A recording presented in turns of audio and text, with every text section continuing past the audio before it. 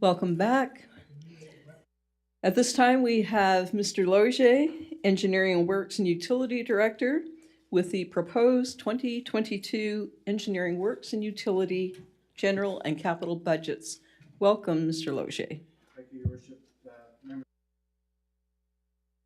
So I'll try to keep it brief for you all.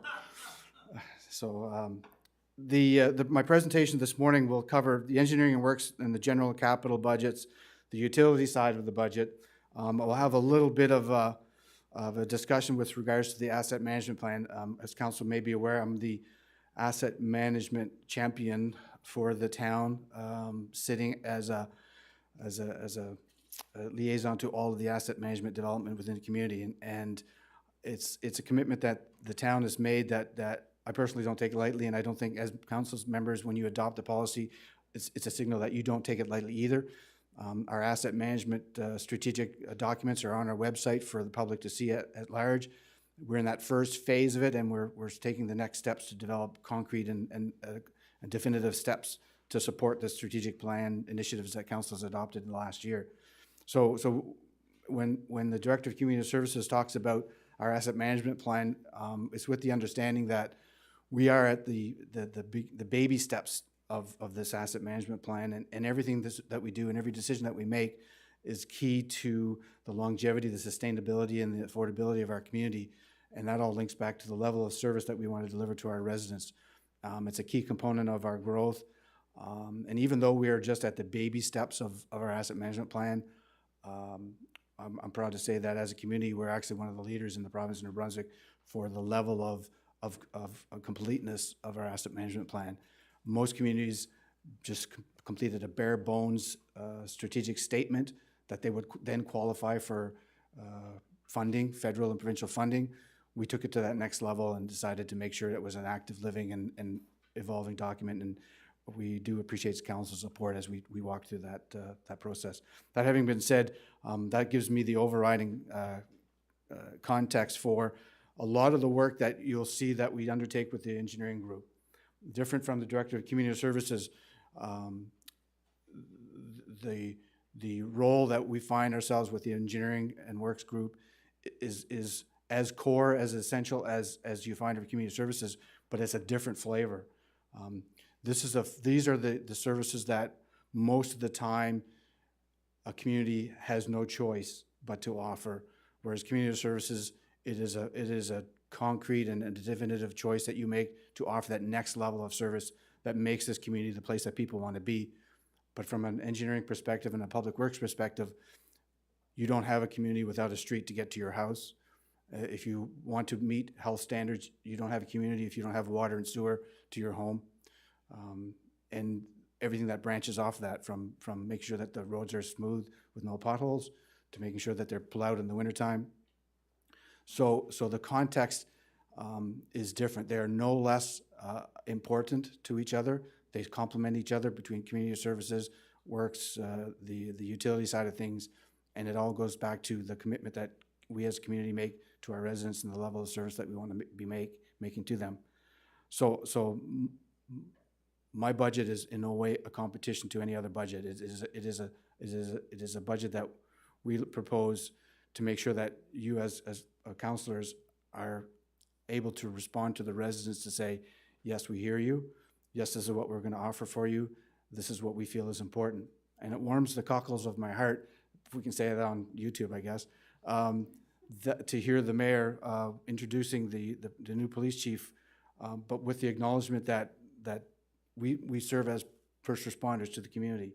I get joked around a lot because I carry around the public works first responder, but that's a credo that we have to be able to recognize, is that we are there in that front lines to make sure that the residents have a safe and comfortable night to spend in their beds when everything goes on around them is going to heck in a handbasket.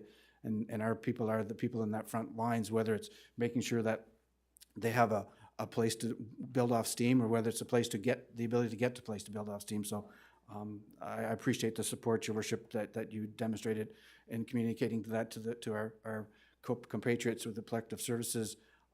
The guns and hoses sometimes get the glory. The public works people are there beforehand to make sure that they can get that glory. So enough of that stepping stone or soapbox. The public works and engineering budgets that we're going to be talking about, if I can figure out which one it is.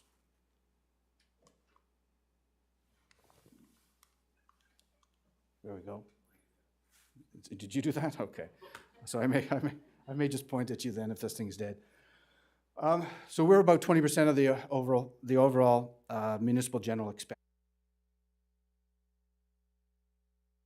And that represents everything from the transportation side of things, the environmental and development services, our protective services, which of those we've got the building inspection and animal control.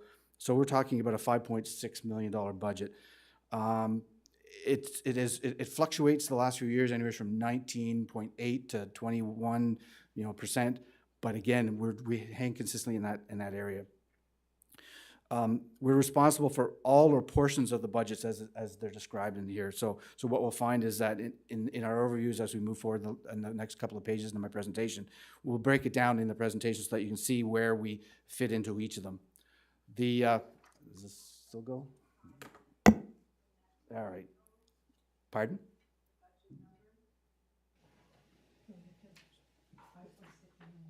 5.5683.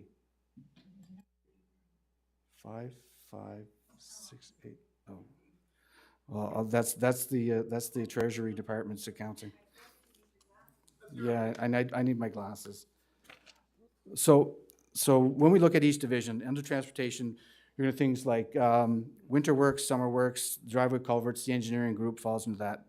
Signs, traffic lane markings, street signs, railroad crossings. Actually, the COMEX comes under that transportation side of the budget. The environmental development services, things like our municipal plan, our planning advisory committee, the municipal planning officer, municipal plans will fall into that group. Protective services, the building inspection, the animal control group will fall under that side of things. As I said, each of these divisions are, we try to take them we address them individually. From a budget perspective, they get lumped in because they happen to fall under this. I can't do this work without identifying that it's not all my work. I've got managers within the departments that administer this for me. They take the policy direction that council has presented, the decisions that we make in the budget, and we help make sure that they're followed through on. Jason McCarthy is our work superintendent. Mark Morrison's our engineering manager. Trevor Murray is our building inspector. As managers, they do the work to help make me look good, and it's usually not an easy job trying to make me look good, but they do a good job at it, so we'll try to carry forward. So when we look at the budget, we talk about level of service and the considerations that we're trying to maintain. So it's a growing community, and every year we see a little bit of growth happening, and what that means is with the growth, we have to maintain those streets that are being put into place. In 2021, we saw about 1.34 kilometers of new streets being added. So that's development in the town, new subdivisions, new homes, never been in the community before. So those are added to our length. So a snowplow route or routes have been added, an extra kilometer has been added to a snowplow route. 1.34 kilometers. So we're about 185 kilometers total street distances in the town now. Last year, for example, we added 1.1. The year before we were about 0.83. So we're adding a little around a kilometer each year. This year, so far to date, we've hit about 79 single-family residential units. We've already hit 83 since I put this PowerPoint together in a matter of a week. And in speaking with our building inspector, in discussions with contractors, we will definitely he's predicting we will hit 100 or better by the end of December 31st. 100 new building starts in the town of Quispamsis is historical for us in any stretch of the imagination. Last year when we hit 76 building starts in the year, we thought that was something else, a 10-year historical. Now we're into the ultimate historical of the town. Even pre-amalgamation, when you're hitting 112 building starts, was the peak of a year that we hit in the 80s. We're at that stage now. So 100 new building starts. The multifamily units were about 3 or 4. the multifamily units with high density, the apartment buildings, what we've seen is that the applications from last year, they're still under construction, so that'll trickle down and it'll impact into next year. So we're hoping to see a couple of applications in the 22 budget year, and we're looking forward to that. The other context that we look at from a service level is our pavement ratings. Our asphalt pavement ratings, if we recall the last bad presentations that we made with our asset management, the levels of service guidelines, is that our goal was to try to get above 75, in that 80 range of our average pavement ratings for the town as a whole. With our most recent street capital program, we've actually brought our average pavement ratings up to 80 for the streets in Quispamsis. However, in speaking to Mark and to Dwight and downstairs, what we have to take into account is that this is the average of all of the streets, but we still have half of the streets that have yet to be rated again. So 50% of the streets have not been assessed since 2019. Another 25% were done in 2018. So we're assuming that once we get these brought up to date, the current inspection ratings, we'll see this drop back down to that 76, 77 rate where we normally are. But it's a great indicator that our initiatives that council has approved in the last few budgets of looking at local streets, bringing them up to a better standard, it makes us easier and it makes it more manageable than to make sure that we can get our goal of bringing our streets up to that 80%, 80 pavement ratings. So the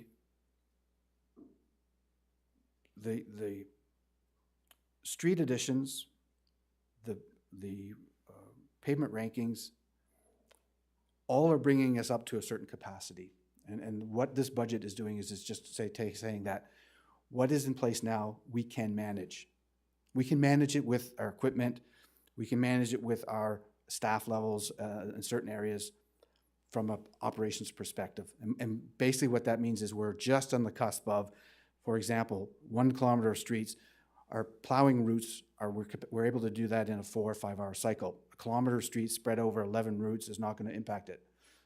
But we're continuing to manage that over the next little while. That where's that proverbial straw that breaks the camel's back? Where are we going to get to the point where, okay, we have to introduce a new plow route or we have to hire additional staff? That's one of the things that we will be looking for in the next little while. But from this budget's perspective, the assurances are that our current level of operations is sufficient to be able to manage what we have in place. Now what we do is we step back, and similar to the Director of Community Services presentation, in order to do that, do we have the right equipment? Is it operating properly? Are we up to date on all our things? And those are the things that you generally see with these operating budgets. The challenge for us is going to be at that service level. So similar to the Director of Community Services presentation, we have components of this budget that are service directed. As we say, personnel versus equipment. So things like public interaction, the building inspection department. Obviously, 100 new building starts with a 2-person building inspection department is a challenge. $2.2 million of street capital when we used to do $1.5 million of street capital. It's a staffing challenge from the engineering group's perspective. It means more inspection time, more planning time, more design time. So while we are at a capacity, we're managing the operation side of things. That service level challenge is at that stage now. We have to make some defined decisions for that. When we look at other service considerations that we look at, the plowing, the things that we all take for granted, the plowing, the anti-icing, potholes, road repair, signage, line painting, guide rails, stormwater management.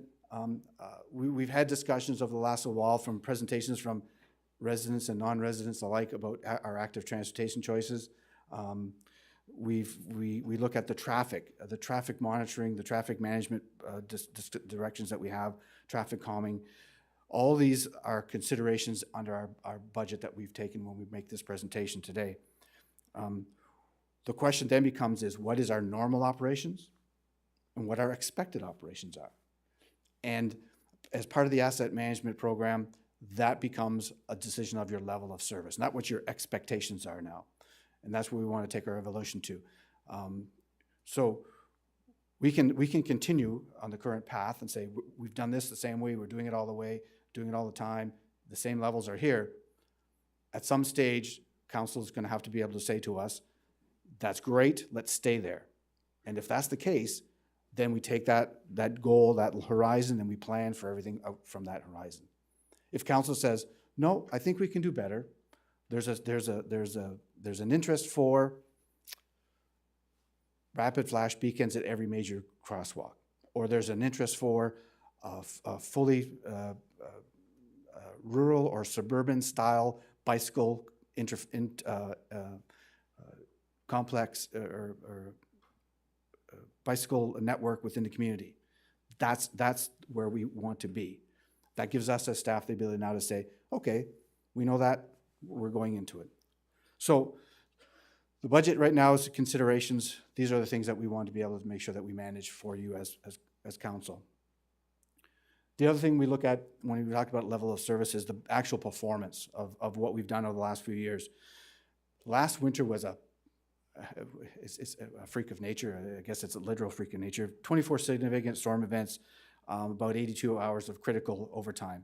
Now, that's not to say that our staff was not responding to snow removal beyond that time, but when we look at significant snow events, those are call-outs of 3 hours or more. And when we look at the previous years, we had, in 2020, we had 47 significant snow events with 213 hours of overtime for extra hours of overtime for these critical snow events. So we use all this information to trend our budgets. We have a consistent number of driveway culvert repairs, work orders, 116 that were completed last year. We carried over 34 to next year. What we've done is the last couple of years, we've established a budget line, and that was a direction of council that said, we'll give you $82,000. And once you have all your driveway culverts at $82,000, all that money spent, then anything beyond that, unless it's an emergency, you bump it to the next year. So we've used that as a defining line. It does two things. It gives us the ability to track our budget more accurately. It gives us the ability to respond to residents in an appropriate manner, to be able to give them a level of expectation. Yes, we will get to your culvert this summer, or no, it will be done next year. The other thing it does is it gives our staff the ability to then define when do we stop and transition to the winter. Because generally, most of the time, when we stop doing driveway culvert works, that's when we're transitioning to the winter. So those types of things are a consideration that we take into account. With our in-house crews, we put down about 570 ton of asphalt. That's for potholes, shoulder works, repairs, things of that nature. It's generally consistent with what we've seen in the last few years. And we have the capacity that's increased in the last 2 years. If council will recall, some of the council members on the circle today is when we purchased the hot box and the asphalt recycling machine. It's extended our season. It's also given us the ability to go beyond. About 4 years ago, we were only putting down 400 ton of asphalt. Now we're up of that because we've extended our season. So decisions like that help us improve that level of service. Under this consideration, we're also looking at the same level of service when it comes to animal control. Animal control, with our new contracts with the NBSPCA, we've actually seen call volumes drop. From in the previous years, it was about 35, 40 calls a month. Now we're into that 15 to 20, 25 calls a month. And I touched base with the provider for the NBSPCA, and one of the things that we're finding is that the calls for animal control appeared to be a tactic. And that is to say, we would have neighbors call another neighbor to complain, and the only way that they would get down to complaining was because the dog was loose, the dog was barking, something like that. With the NBSPCA, what we're finding is, as a licensed protective service officer, as animal control officers, when they go to the door, they see a fully geared up person, and all of a sudden they just, well, it's not that bad type of thing. So the tactic of complaining against your neighbor, using the animal as a tactic complaint, seems to have dropped a little bit. And speaking to our old animal control officer, that was probably his biggest issue, was that somebody would complain, then they would complain back, and then he would just have a vicious circle of, and he'd have to log these as calls. And that was one of the things that we've noticed with the change to the NBSBCA is that, and they're actually tracking for us unfounded calls as part of their reporting to us. And in this, 15, 20, 25 calls, generally they say about 5 or 6 are unfounded calls, and that's how they've been able to help us in that interpretation. The other thing that we do from a level of service perspective when it comes to the engineering group downstairs is assist the police, as I mentioned at the last council meeting, with traffic and volume speed analysis. And with our engineering group downstairs and our summer staff, we end up doing about 30 or 40 traffic volume analysis. And that's where we put the counters out on the street, manage for a week at a time, get the counts. If it's high, we can report it to the police, give them a little bit of an assistance when it comes to policing the traffic concerns of the particular area. So the budget that we're going to be talking about today, as I said, it's about a $5.6 million budget. There's really no significant line item changes, and you all have the budget in front of you, and you can see that quite easily. Generally, what we did is we try to carry forward from year to year the consistent application of the budgets, and anything that we've done is trying to achieve the same service level goals that we've had in the past. A lot of numbers. History is great, and we can use the history to help track the trends. And with the treasurer and her department, what they've been able to do is to provide me with the background information to say, this is where you are. This is where we think you should be, and we've adjusted numbers accordingly. And all it takes is a freak storm, and all of a sudden your numbers are out the window. But the tracking exercise makes it significantly easier for us to be able to plan as we go forward. What that does is to make sure that there's no dramatic line drop one year over the other. So if you consistently stick around that middle area, you're not going to see the big swings and fluctuations and variations. And I think that's a great tool that the treasurer and her department has provided to our staff. When we look at when we say, okay, what is that big one? The single greatest line increase in operations is in our winter snow contracts. It's $14,000, but that's a negotiated contract. With the Miller Paving is actually in their second year of a 3-year contract. Their rates, I believe, they're up to $370 an hour for a truck within the driver supplied. We provide them with the salt, sand, whatever the mixture is. We call them out as if they are part of our own crew complement. They have guaranteed hours complement, but they also, as I mentioned earlier, when we have those critical calls, they actually will respond on our behalf. The way that the contract is structured is that once they get above their guaranteed hours, it's actually a reduced rate. So it's an 85% rate once they get beyond. So it's not like a time and a half thing. It's actually a reduction in that rate. So it's a fair and effective contract that we have, and it gives us the ability to manage the 12 routes that we've got, 8 managed in-house, 4 with the contractors, and it also gives us the ability to gauge if the time comes that we have to bring on a new route and manage it internally, buying our own extra staff, not buying staff, that would be slavery, buying a new truck, hiring staff, taking it through that way. Under the environment development services and the general government services, the 2 largest items that we've got are the completion of the subdivision standards, which is a $20,000 project. If the council will recall, we started that 2 years ago with an overview of our municipal specifications and guidelines. How do we want to build? How do we want to tender our contracts? Now what we're doing is we're taking those standards and we're actually applying them to subdivisions, so that not only do we as town put a street in a certain way, we're going to require our developers to put a street in a certain way. And so by establishing this base of standards that we have, now we can improve or change those standards, but we've got a set defined baseline for everybody to follow. So if we go down the road, pardon the pun, of deciding that we want to introduce bike lanes or something like that, we can say, okay, we're going to change our street standard now to include this, or we're going to create a street hierarchy that we're going to do this, which links into the next phase for me, which is the part B of our transportation master plan. When I talk about street hierarchy, our transportation master plan that we're completing in the next week or so, part A, is reviewing the policies, the programs, some of the context that we want to look at when it comes to part B. So we're going to be producing for council in the next month a overview document of our master transportation plan. What that will do is it'll give you the hot points, the hot topic buttons that we found and our consultants found in reviewing the standards that we have for the town. It was an effective process that we feel that gives us the ability and the capacity to go out and say, all right, what have we got in front of us? What are the challenges going to be? What do we want to make sure we want to plan for in the future? What are the resources we have available to our disposition now? What is the street inventory like now? Those types of things come into play. The Part B now says, okay, you have this, here's what you do with it. Or here's how you change it to this. Or this is a new standard that's being used in British Columbia. It's coming this way. You may want to consider it. So those are the types of things that our master transportation plan will bring for us in the Part B. That is a fixed quote from our consultant, $64,000 to complete that Part B of that document.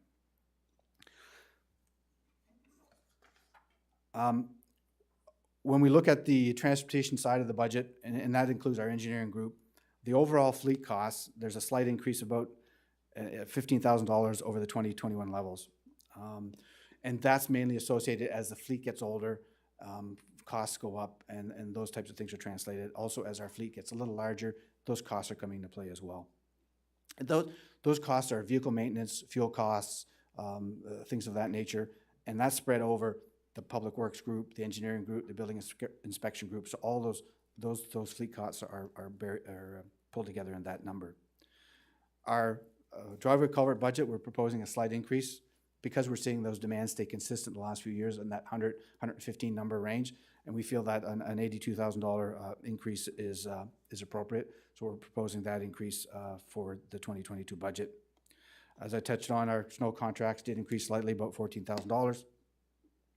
And while it's not under my direct responsibility, the COMEX is actually part of the Transportation Budget Center, and that's a slight reduction, and that will be spoken to by our acting CAO in a later presentation.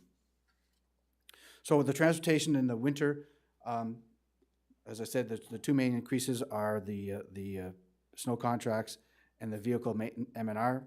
And the summer budget is, again, it's that vehicle M&R when you look at those line items.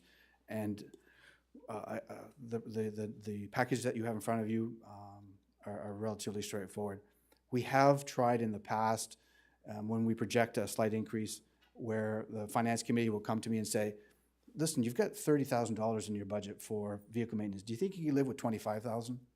Sure, I can live with $25,000, but when the truck breaks down, I'm going to be $5,000 over, or I'm still going to, it's going to be. So unless the council says that's your budget, if it breaks down, shut it down, which I don't think I've ever heard in my 34 years. The flexibility of the budget is there. However, what we try to do is we don't try to say we're padding a budget. That just doesn't come into play in this particular aspect. Our environmental development services, and now it's a big fancy word for our municipal planning officer, the planning advisory committee, the regional facilities, things of that nature. The environmental growth of the community is one that is evolving as we see the changes in the approach being taken. I'm sure Envision St. John is going to have a significant impact on how they attract business, and that trickle down for us is where do the people come to live? And what we've seen is that Quispamsis is the destination of choice when it comes for new dwelling units in the region. So the environmental development of services component means that we have to be prepared for it. Things like our municipal plan. Our municipal plan is not just deciding where, how far a fence should be from a building, how far, what size of a lot is required for development. But it also means that we are looking at proposals of council, that we want to be a sustainable community, that we want to undertake certain initiatives. All these things come under play of our municipal plan.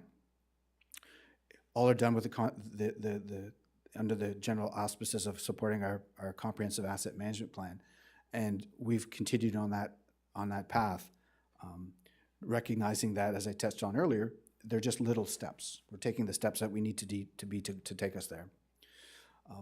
But in order to do that, our environmental services group, environmental development group, manages our GIS. The geographic information system is that mapping software that is used to project growth patterns, is used to project high water levels, for predictive flood layers, for zoning maps. All those things are in support of growth, but it is a cost to the environmental development department because we have to create these documents and produce them. As I touched on earlier, the development of the standards and the revisions that the standards that we're bringing into play, such as stormwater management, asphalt standards, water and sewer standards, we have to communicate that to the developers. We have to make sure that that's where, but we also have to inspect and make sure that they're being constructed to a certain level. I saw last night on I think it was SEAL's Team TV, the title of the show was Trust But Verify. And it's the same thing that we have with our developers. Yes, they'll have a consultant out. They'll have the design done by that. They may have their consultant on board inspecting the work. And yeah, we trust them to a degree because they have a certain standard to adhere to. But in the field, those decisions that are being made by their operators are things that our staff, my staff, will go out and inspect to make sure that it's in compliance with our standards. So those are the things that we have to make sure that we're prepared to do.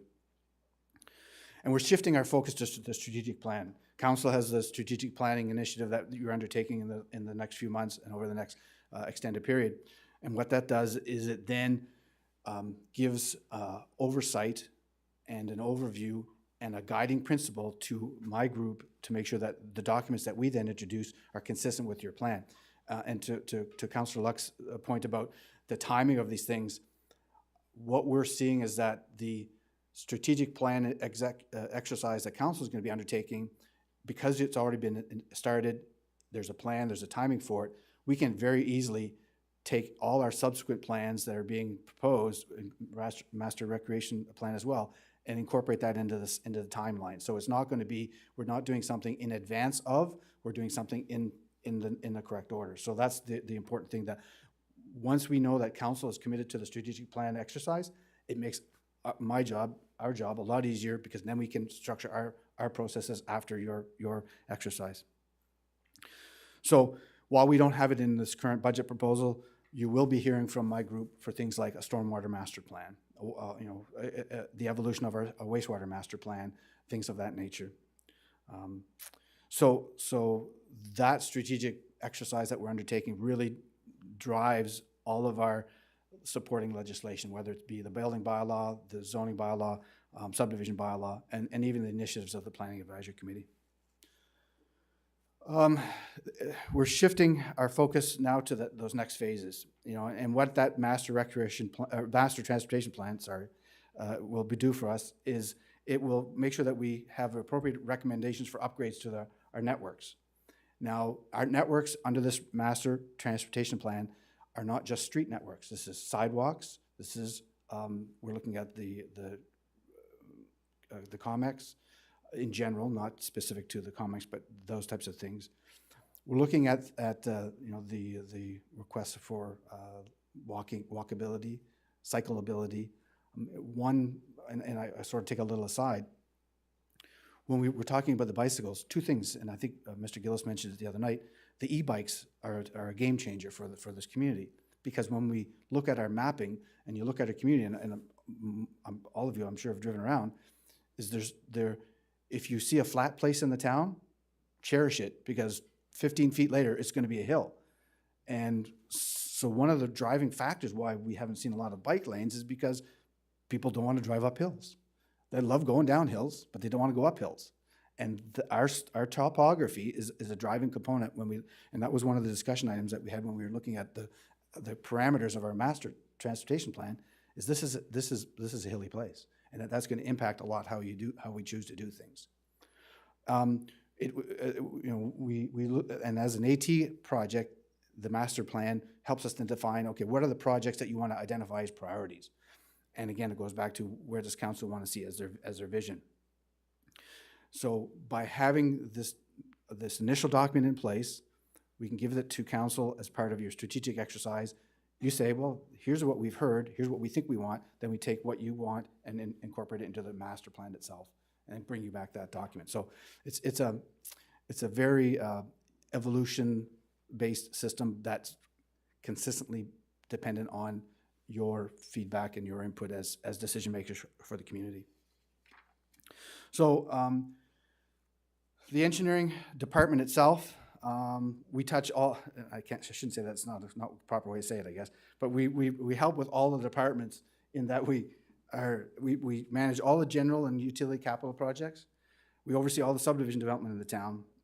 We undertake all of the traffic control, all the traffic safety, all the traffic calming initiatives. Infrastructure assessment and condition assessment projects, even though they may be in different departments, the engineering group, whether it's from a mapping perspective or for an actual hands-on inspection perspective, will be involved in that as we evolve our asset management plan. We are, it's a better way to say it, like I said, a technical resource for all the other departments in the community. Now, when we talk about our capacity, we are working to make sure that we develop in-house capacity to a higher standard. As the province or the town decides this is a higher level or there's an expectation, then our staff, my staff, have to be able to say, yes, we can meet those expectations, and the development of that staff and making sure that there's an appropriate complement of that staff to make sure that it's done timely fashion is valid. We have to be prepared not only to enforce but monitor, but also advise on these standards. And we have to be able to make sure that we serve as a resource, that we are up to date on everything that's happening and those trends that are happening in the industry.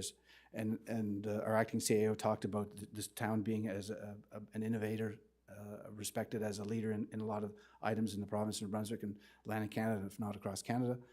We'd like to think that our group has taken those steps to be that resource for the other bases, because a lot of times we can't do an asset management plan if we didn't have the GIS. We were one of the first communities to introduce a map-based GIS, so we were able to take our asset management plan to that next level. So those types of initiatives, I think, are primarily as a result of the atmosphere that this and previous councils have granted our staff to be able to think outside the box. So under our engineering budget, there's two main additions. One, we're proposing, the payroll budget is proposed an extra entry-level full-time technician. It's in that pay band 40. It's about a $53,000 to $67,000 a year staff payroll. But it's going to provide us with additional technical support for our capital programs. It'll help control the construction of the development. It'll provide us with that extra level of staff for condition assessments and asset management. An example that I'll go to in speaking with our engineering manager, we just did a $2.2 million street capital program. Now that's designed totally in-house. That's planned, surveyed, tender administration, tendered, inspected in-house. That would start. It would start tomorrow if this was approved budget, but January 1st we'll say it starts. We actually will have staff dedicated to taking all the streets, laying them out, designing them, bringing them forward, getting the tender ready. We put the tender out in May, early April, so it's awarded in May. First council meeting, second council meeting in May. We get great asphalt prices because we are able to do that in-house, set it early. The project starts as soon as the weight restrictions come off the road. They're working. They're actually still working now, so this is the end of October. And the deficiencies will be addressed over the next little while. So this is a full year program. We got one staff member that's managing this with help from other people because they're spread around. In the summertime, we bring on a summer student, 2 summer students, engineering students. Probably the greatest. I wish I had this experience. I wish I had that level of experience when I was an engineering student, but I didn't, so I can't go back. But one of the things that the engineering manager and I wanted to do is make it a valuable and worthwhile experience. And in doing that, so we've got a first or second year engineering student managing a $2.2 million construction project when the full-time tech is doing something else.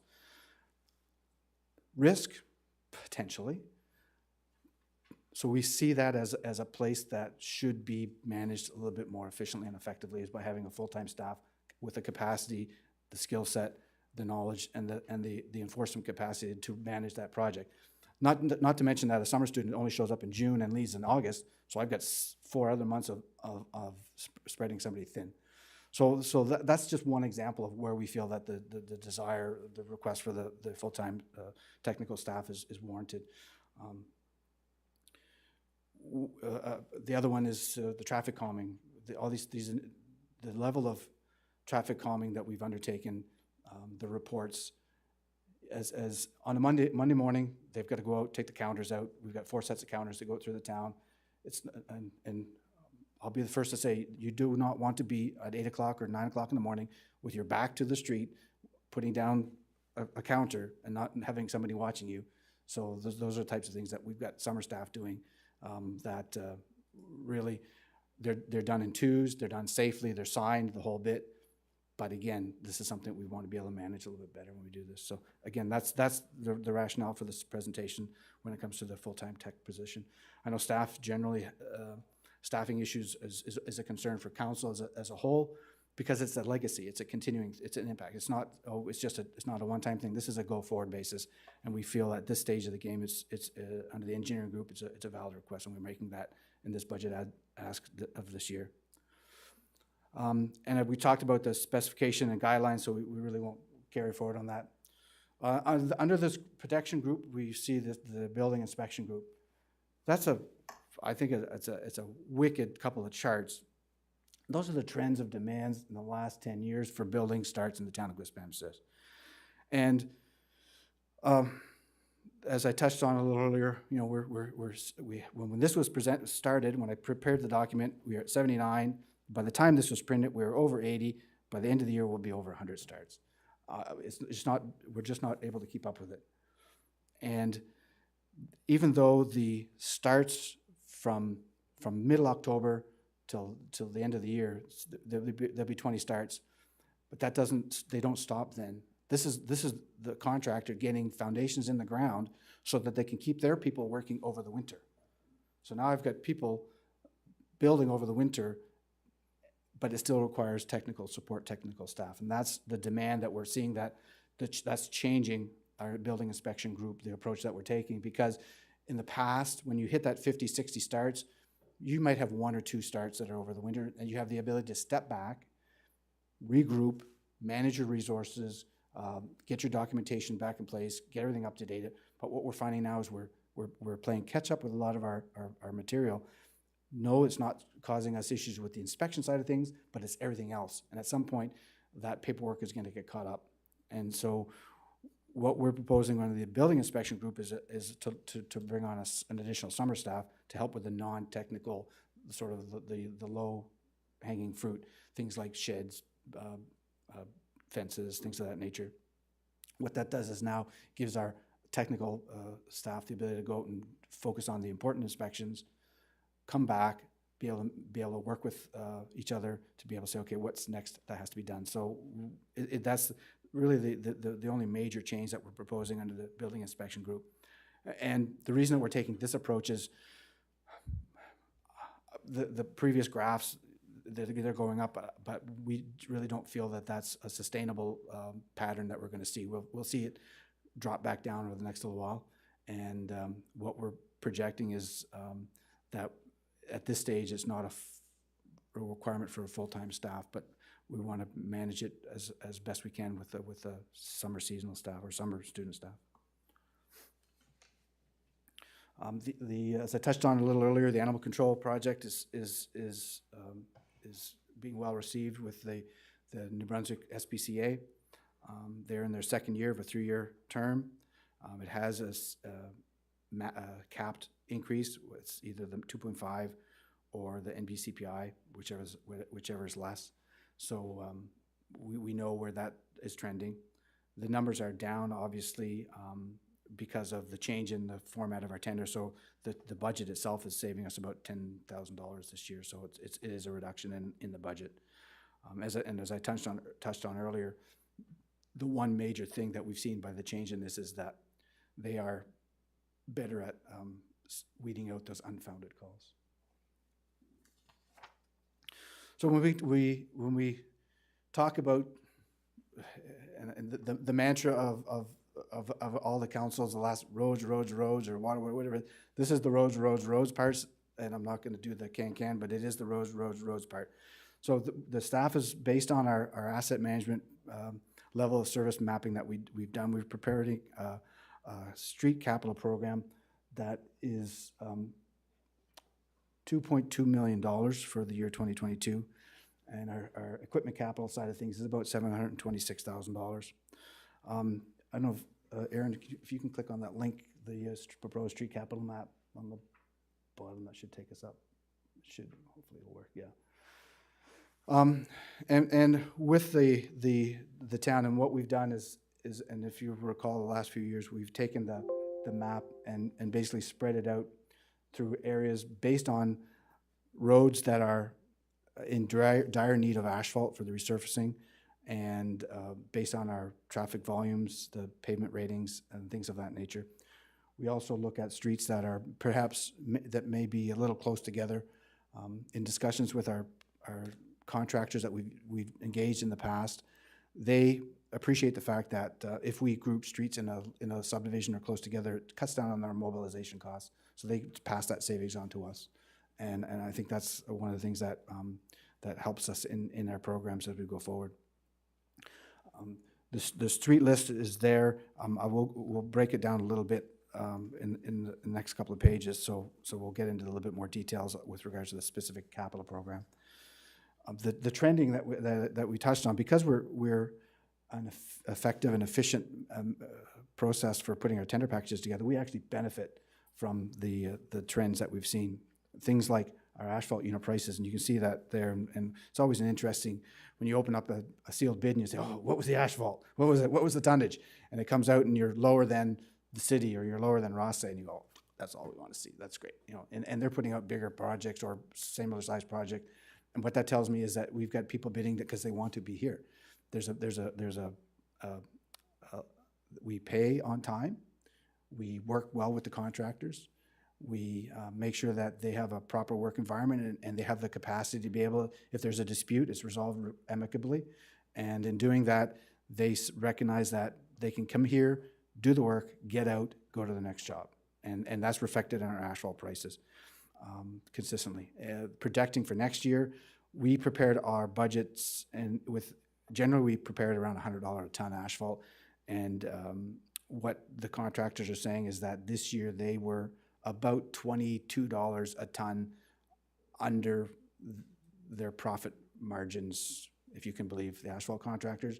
But so they said don't expect that again. So we're thinking that they'll probably be in the 90s, but we'll wait and see, because a lot of it depends on how hungry they are.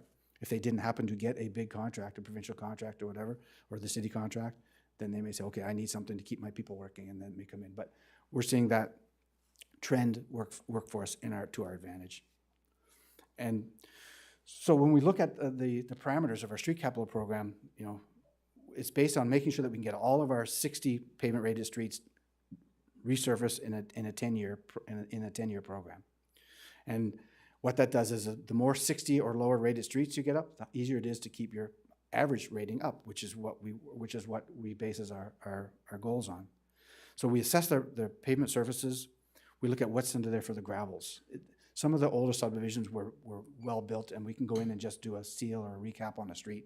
Some of them were when you speak about the proverbial cow path, that's what they were constructed on, is the cow path, and we're digging out stumps, corduroy road, you know, cedar logs put together as a corduroy road. So we actually have to reconstruct a lot of these streets. So we look at that. What we do is, in advance of every contract, we'll take a geotechnical company, take all the streets on our list, do boreholes in all the streets, so there's no surprises to us. We know what's in the ground, so we can actually plan for it. We look at traffic volumes. Is it a high volume street? Should it warrant being done earlier or sooner? Things of that nature. And the approach that we've taken the last few years, and council has seemed to work with this, is that we try to spread the wealth, so to speak. That we do a collector road or a portion of a collector road, and that chews up anywhere from $500,000 to $600,000 to $700,000 of a budget. And we do about 6 or 7 or 8 local streets that are in demand. And that helps to make sure that we're not just focusing on a main road, we're actually spreading the asphalt into the subdivisions, because the subdivisions actually some of them have been there longer than some of the main roads. So we look, as we touched on the economy of scale, we look at grouping streets, and then council obviously has that last input if there's a special priority that you as councillors feel should be addressed. And we try to make sure that that's incorporated into the plan. And a lot of times you do have that special request, and last year was a prime example. Last year we said that we're gonna borrow X dollars, we're gonna add it on top, we want these 3 streets added to your list. Perfect. As a couple of the councillors know, that you give me money, I will pave. It's like the field of dreams, right? So if we look at the different streets, and these are general photos during the inspection process and some follow-ups, and you know, like things like Sunnybank, you know, all of the streets are in that range, that 60, 65, 54 range. Sunnybank, Raynor Drive, Parkside Road, Regal, Rinlawn, and Hillcourt. The bottom 3 are in the same subdivision, so you'll see some economies in that particular project. We go over to this, up the hill, up the old Swanton subdivision, Swanton, Muriel, Sylvia. Those are in that same subdivision. We're a little hesitant on those particular streets because of the potential for development on the lower side of below Susan and Swanton. But at this stage of the game, we felt that the road conditions warranted asphalt, and we're going to have to work with any future development on their paths and their traffic levels so we can let them proceed. But we really didn't want to hold up some of these streets a little longer than we had to. Braun and Pleasant and the old Gondola Point are the last couple of streets in that stretch along that side hill. We've done Kenview, Logan in that area, on that high side, once we get that done. Above us here, a couple of the bigger roads that we're looking at, the Old Coach Road and the Hovey Road that were brought to council a couple of meetings ago. And with our community bills fund, the old gas tax fund, where we want to put in a water extension, we've actually identified these streets to be a great connection, that we can get water in the ground, get that infrastructure in place, and then pave over top of it, and we're out of that particular area. A couple of councillors have asked about Roberts Lane, and some of the residents are asking about why aren't we paving it now once we dig it up. It is on the street capital for next year, $240,000, the full length of Roberts Lane. And really the philosophy that we take is that this time of year, you've got major construction, you've got excavation depths anywhere from 3 meters to 6 meters in that area. There's going to be some settlement. I really don't want to spend good money by putting asphalt down and have something settle over the winter time. So we'd much rather give it the winter to settle, give the opportunity with a base coat of asphalt. If we have to go in and then pulverize and recreate and recrown the road, that's the appropriate time to do that. So that's why Roberts Lane is on the list for next year, not being done as part of the completion of the street program now. Similarly, and it's not on the photos here, Brook Street is being done this year. If council will recall, one of the concerns was that we thought we might have to do a lot of the work next year as part of the carry-up. We've actually been able to, the contractor's schedule has been great, and the weather's contributed to this as well. We've been able to get all of the storm sewer that we wanted on Brook Street. We've actually got the road reconstruction in place. We're actually getting the base asphalt. So the only thing that we have to carry over to next year is about $50,000 for a seal coat, the finished all of asphalt. So it's the process that we want to do, is to make sure that anything we put in the ground can withstand that winter, and that's the approach that we want to take for it. One of the big collector roads that we're looking at, the Means Cove Road, the resurfacing of that Means Cove Road, it's about $545,000. Takes us from the arterial up to Fullier Drive. The lengths, Fullier, Collingwood, Executive, Rockefeller, that's flexible in that what we're going to determine is, once the tender is opened, we're going to decide, okay, how much can we get done and where do we want to go? Generally speaking, when we're looking at roads like this, you're talking about anywhere from $250 to $400 a meter extra to do the road work. And what we want to be able to look at is the rest of the streets, once they're done, the tender results, and then we come back to council and say, hey, we have the capacity. If you recall, this summer we said we can do all of Hammond River Road because we had asphalt. And council was great and said, and tell you what, we found a 20 in my winter coat, that's yours, you can do the Hammond River Road too. Oh, great. So things like that will happen for us. So we want to take advantage of that. So the Means Cove Road is, at this stage of the game, is a first phase of construction. And that could be a 4-phase, 3-phase, depends on the budget allocation that we want to make. So that's the one of the projects. And we're also proposing in the capital program $100,000 for the Gondola Point Road. So it's essentially what we're calling is a corridor analysis. It's going to be similar to the work that we did on the Gondola Boulevard, where we introduced the traffic calming, the dedicated bicycle, or the separated walking lane, the islands, things of that nature. Not to say that we're going to put islands on the Gondola Point Road, but we want to be able to take it to the public and to council and say, okay, we want to pave the Gondola Point Road. Great. But we also want to make sure that it has appropriate pedestrian and cyclist access. Perfect. We want to make it a designated scenic route. Oh, okay, great. What do we want to do there? What is that vision? And then we sit back and say, this is the style that we want to have. So we want to go through that exercise with the consultant, be able to take it to the public at large, throw out some ideas, see what sticks. Obviously, there's going to be some issues. We're constrained. We got one side of a road, that's the river. That's not moving. And I don't think we can get a Wawa to move it. So we're stuck going to the other side. You look at that other side, go down the road, some of the homes are nice back, set back, some of them are right there, some of them, the trees, there's a bank that's like this. You have space, some places you don't.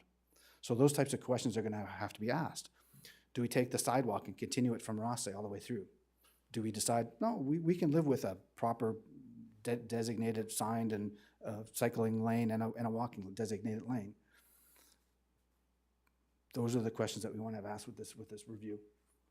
So we feel this is an appropriate way to make sure that it's addressed. The overriding principle with this one is going to be that we still have 3 lift stations on that Gondola Point Road that have to be replaced. So before we replace those lift stations, we want to know that A, we have a plan how we're going to reinstate the road. B, we're not going to pave a road in a different phase and then put a lift station in and dig it up after we've paved it. Too many communities around this area do that. So we said, we're not going to do that. Or C, we're going to say, well, you know what? We can live with what's there, go forward. So those types of things are going to come into play in this. This is the document that's going to lay out the approach for the Gondola Point Road, predictable for the next little while.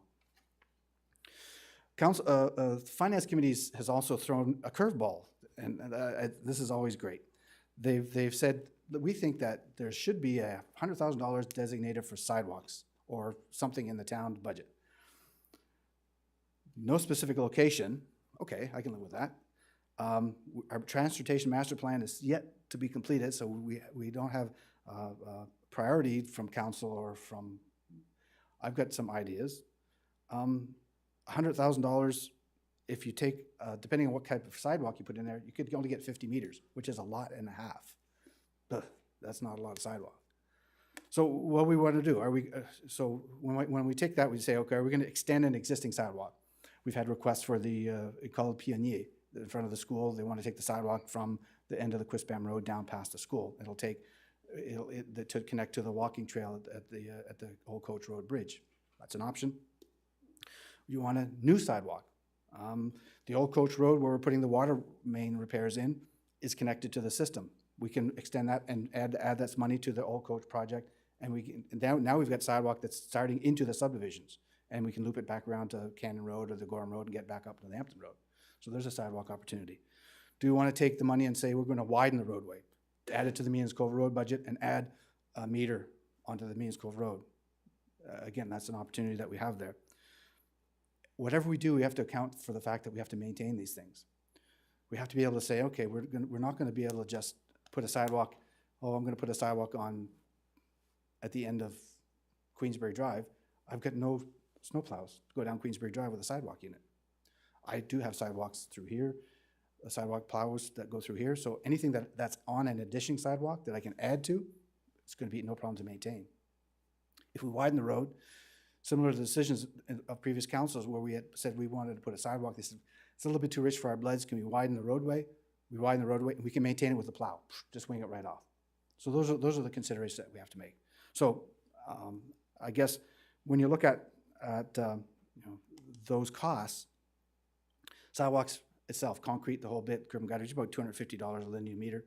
You add storm sewer in there, there's another $200 a meter if you have to put in storm sewer. You want to put a bike lane in, that's about $250 a meter. If you want to put bike lanes on both sides of the road, you're talking about $500 a meter. So those types of costs, 1 kilometer of 2-lane bike lanes, even just adding a kilometer, 1 meter is $500,000. So to Mr. Gillis's point about, oh, we'll just paint the lines, yeah, you can do that. But you still need that little bit of asphalt to get you to that point if you're talking both sides. So those are the considerations that we want to take into account when we look at this $100,000. So I guess the question for council is, if, as we go through the discussion later on, is the priorities or any ideas or thoughts that we want to have for that. The last bit we've got on the capital overview is the equipment. Placing a snowplow, those run about a 12 to 15-year replacement cycle. The particular unit that we're looking at is on 17 years now. So we look at the industry standard, we look at our repair requirements, and we look at the performance of the particular piece of equipment. And we have generally exceeded our fleet replacement cycle. So that's a good thing. However, when we get to that stage, it's got to be done, it's got to be replaced. And we don't take that recommendation lightly, because it is 340 grand for a big piece of gear that it's like big toys for big little boys, or big toys for big boys. This is what it is. Highly technical piece of equipment, single person operated plows, wing, salt control, AVL rated. We'll look at incorporating liquid brine applications for collector roads. So we want to keep this as current as we can. So that's the big ticket item. We've got general fleet repairs. We've got a 1 ton that's it's about 10 years out of cycle that we're proposing to be replaced. We've got the wheeled excavator that was awarded. If council will recall, we committed to that. That was a project we spread over the 2 budgets. So the top up is in this year's, proposed in this year's budget. We have storm sewer in the community at large, and we've got a meeting next week to go over the priorities that we've established for that. But generally what we do is we take all the requests from the residents, from our works department, from our utility department. If there's a problem area in the wintertime, we'd much rather say, okay, what does it take to fix it in the summertime so we don't have to go out in the wintertime for ice up, things of that nature. So, or if there's a drainage problem where basements are flooding, if those problems come to us, then we can plan for the subsequent year. And generally what we've seen is we can get about 4 or 5 different areas, anything from a $12,000 catch basin that's installed to a $56,000 stretch of roadway that has storm sewer installed. So we feel this is a great improvement approach to stormwater improvement. Of that, there's a local improvement component, and that's where the residents, if they themselves wish to partner with the town for essentially aesthetic reasons, they say, I'd like to fill in my ditch. As long as we can do it and meets a certain standard, they're willing to cost share. That's identified in this local improvement budget. We were continuing with our program for miscellaneous traffic control and pedestrian safety items, about $15,000. Those are those rapid flash beacons that we've talked about at some of the different intersections. Generally, we can get 2 sets of rapid flash beacons and 1 pair of radar lights for the town. That fluctuates from year to year depending what the demand is. From a traffic calming perspective, we've looked at the radar lights, we've looked at humps, the humps that we want. We've looked at the diversions.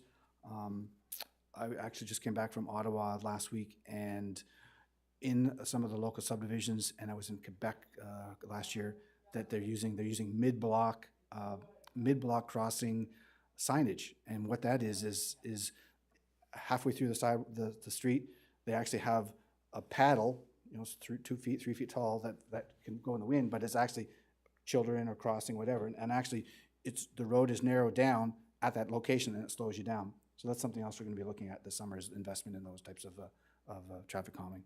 The final item that we've got, and we've spoken about it for a couple of years, is the Pettingill Road, the traffic control system. We're looking to upgrade the controllers at that location, installing overhead radar vehicle detection. So what that is not red light cameras. Basically, it's if you pull up into a lane, the camera senses your presence, like the almighty being, like the Ouija guy, says, oh, there should be somebody there that needs to turn. There's nobody else in any other lanes.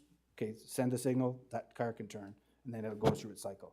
So what it is it's going to replace some of the in-ground loops that are the connectivity is lost. Over time, the wires break, they short out. So some of them are operating down there, some of them are not.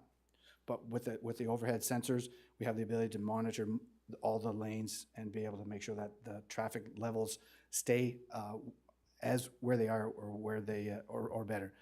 At this level, that is operating at a level C, I believe. We want to get it up to a level B. And C is basically, between C and B, it's how long do you wait if you wait through more than one light to get through the intersection or things of that nature. So this is what we're proposing in this year's budget. So from an engineering and works perspective, that's that presentation. If there are specific questions, because after that I've got utility and general and operating, and I figure there's a pile of questions that people have from an engineering perspective that we may want to, with your worship's indulgence, if you want to have questions now. Thank you, Mr. Loge, and certainly seeing growth at this point in time, that we will see 100 new homes in Quispamsis is just mind-blowing. It's certainly significant to all aspects of our town with all that we have to offer as a municipality. Tracking trends is a huge component, as you've said, to planning your work. And certainly the unpredictable is weather, whether it's hurricanes, floods, or snowstorms. And that's something that we try to track and include that in our budget.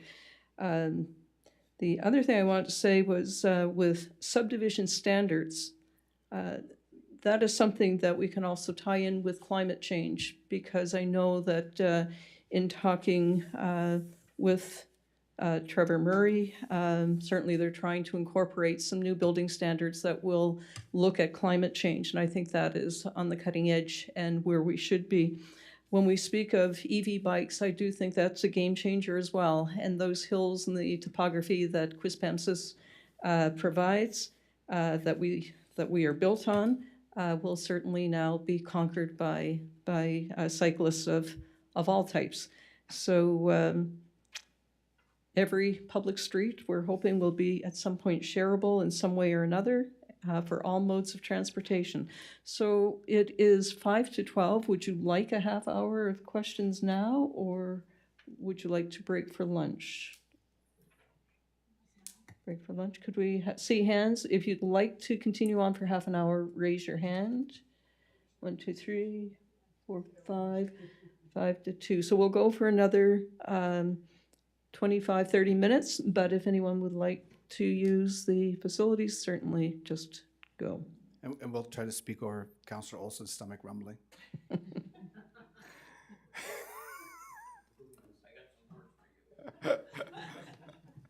Okay, so we'll go to questions. I'm going to the first in the queue. Councillor Donovan. Thank you, Your Worship. I don't have a question, just a comment. I do really like those rapid flash beacons. I've watched in our community, and they work really well. I just got back from Halifax and Dartmouth a couple weeks ago, and they're so behind. They have flags.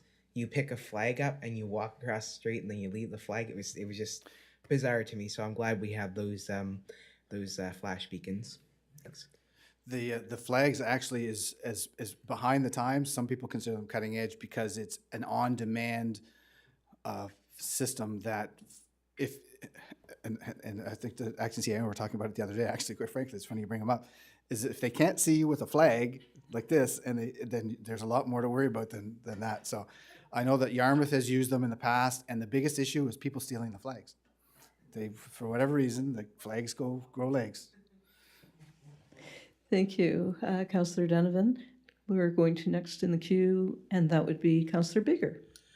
Thank you, Your Worship, and thanks for the great presentation. Lots and lots in there, and of course utilities coming up after that. So it's power packed. So that's why I get paid the big bucks. Dana brought all the fun stuff first, and then She's touchy-feely. yeah, right, and then you get up and No, I can't say that. you look like you're dressed for a TED Talk today, which is nice, but Just call me Ted. bringing the pain. Anyway, no, great presentation. Thank you very much. Sort of also connected to the idea of the rapid flash beacons and so on. We passed the motion a couple of weeks ago to request of DTI about the possibility of getting the speed limit reduced and the rapid flash beacon for the crosswalk by the high school. And I know that we're waiting to hear, and I don't believe there's an update currently on that, but I know that we had opted to not make that a 22 budget item because we were hoping that DTI would give us an early Christmas present and just sort of cover it. But then also you had mentioned about how we'll get to a point soon enough where it may be sort of like the conditions become deleterious as far as the ground conditions to try to do an install, even if they do come back. So there is probably the potential that we end up in 22 despite our best efforts. But I just wonder if this budget component takes that into consideration at all, or do we have the flexibility? Should we have to add that later on, that it won't become something that's put off even further? What we do is we identify 2 locations, and generally in concert with the active transportation group. That's not to say that if it falls apart with DTI that we can't reallocate from where we have planned to that location. So the capacity could be there, yes. Yeah, okay. It's flexible enough that we have the ability to move up priority a little bit here and there. Yeah.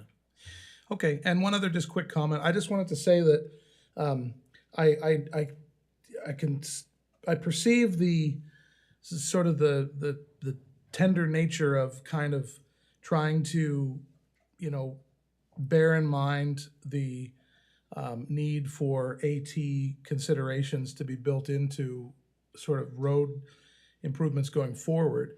And I'm just a little concerned about how it practically does dovetail. It seems as though the implications of, like we just had Mr. Gillis, was it, in the other night? And I mean, of course, before that it was Wayne, what's his name, Aerosmith.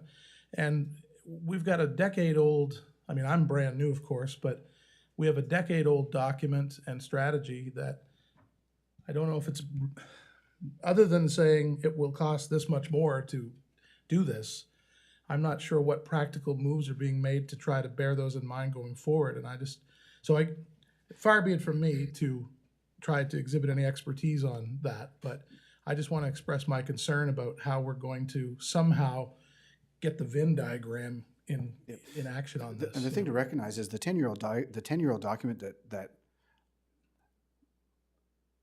is being talked about, the good parts were adopted as well as at that time adopted by council, the fact that we were going to incorporate sharrows and a shared road system into the network for bicycles.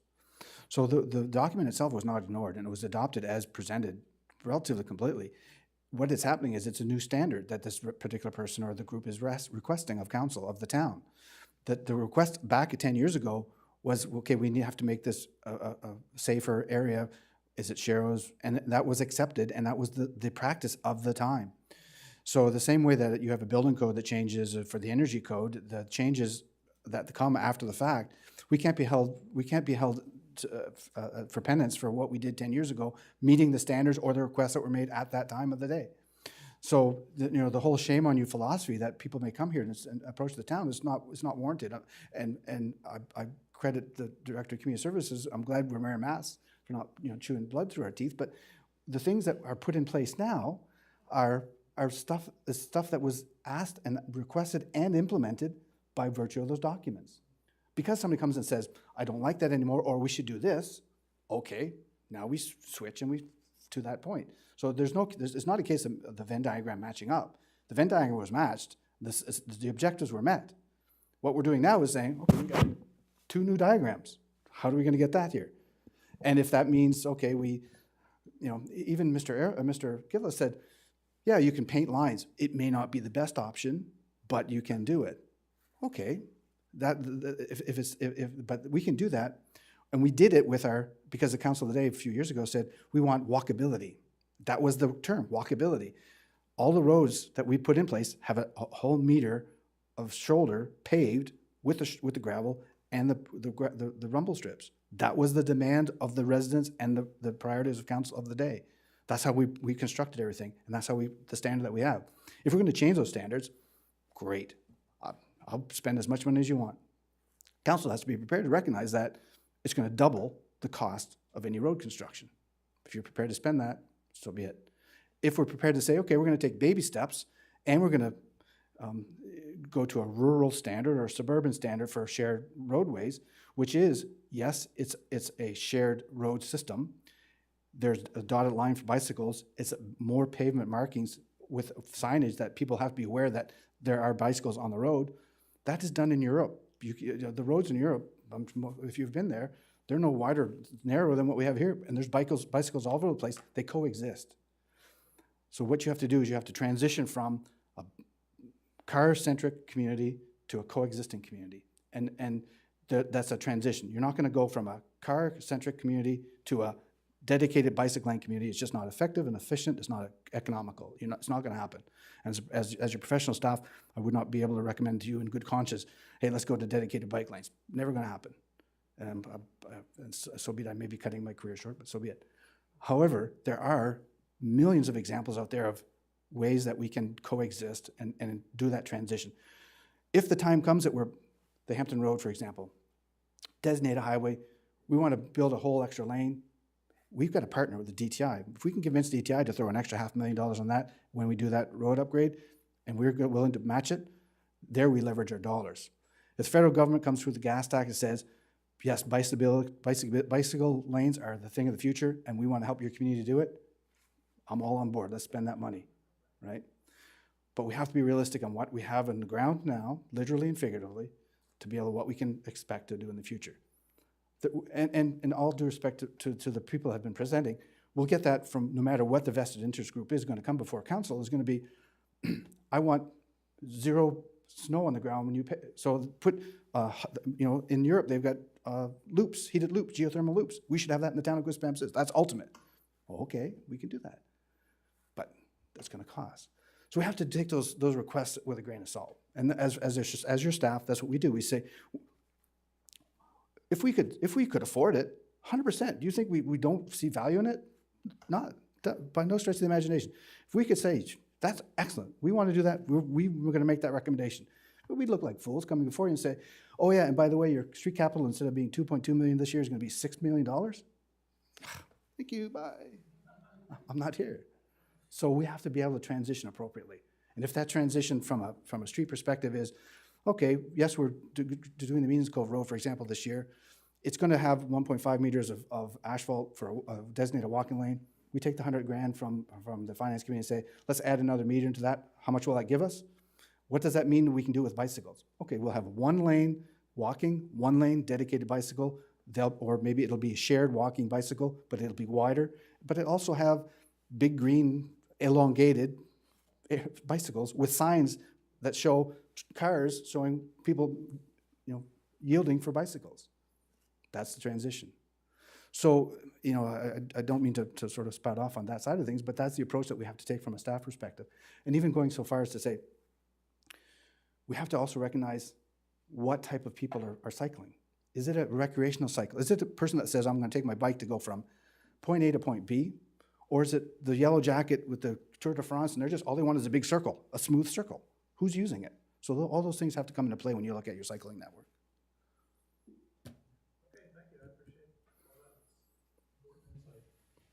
Thank you, Councillor Bigger. Next in queue, we have Deputy Mayor Schreier. Thank you, Mr. Loge. Great presentation. So one question I want to ask you is regarding the price of gas and how that's going to affect our asphalt and affect our, obviously, our vehicles. If you've built some projections in there or... Yeah, generally what we do is our fuel projections are built with a slight increase from year to year. What we look at is the trends, and even the industry is saying that this 150 plus might be short-lived, and you'll see that decline again. But there is an increase in our operating for fuel. And what we also are looking at is alternative fuels. So we got 3 electric vehicles in the engineering fleet. We had a 3-vehicle trial with propane for fuels. So we're looking at ways to bring those down, the fuel costs down. Ultimately, that's going to be a component that would come into play with the fleet assessment study that we're proposing under general government. And I was going to touch on that on our asset management side of things when we do that. But the fleet assessment is going to do that as well. Is are we right sized? Are we looking at the proper fuel consumption? Do we have alternative fuels in place? Things of that nature. But from a vehicle perspective, we've got a slight budget for that. From an asphalt perspective, it's a whole different fuel. It's not the same as your pumps that they use for the fuel. It's a crude price of a barrel of oil that's going to affect it more than the fuel pump costs will. And what we've seen is a lot of the contractors will look at alternative ways to affect the per ton price. That's just one component of it, is the oil side of things. They look at other things, their application, their staffing, their equipment, the whole 9 yards. So if you look at even the trends that we had a few years ago, when the fuel prices were relatively high, we still managed to keep a reasonable perspective on the capital for asphalt. So Thank you. I'm not concerned that it's going to be a significant impact. It'll have some, but I don't think it'll be significant. I just have a few more. Okay. Thank you. As far as traffic calming, has there been any thought into doing a community awareness program as well as maybe I actually had sent the mayor a picture of a traffic calming, just what you spoke of you saw in Quebec or Ottawa. And I said, well, if that doesn't get the message across, I don't know what else could. A picture of a child in the middle of a road, like Squished. But so I thought, maybe should we be looking at a different approach to traffic calming as far as awareness, publication, partnering with the police, doing some type of public awareness? Just your thoughts on that. We have a traffic calming policy that has three levels: enforcement, education, and then actual physical measures.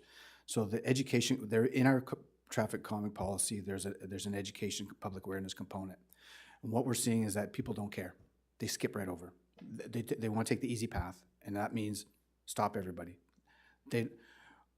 I think I've said it before at council. I'll drive through a subdivision at 30 kilometers an hour, and the people are on my behind in a town crested vehicle, on my back, trying to get by me.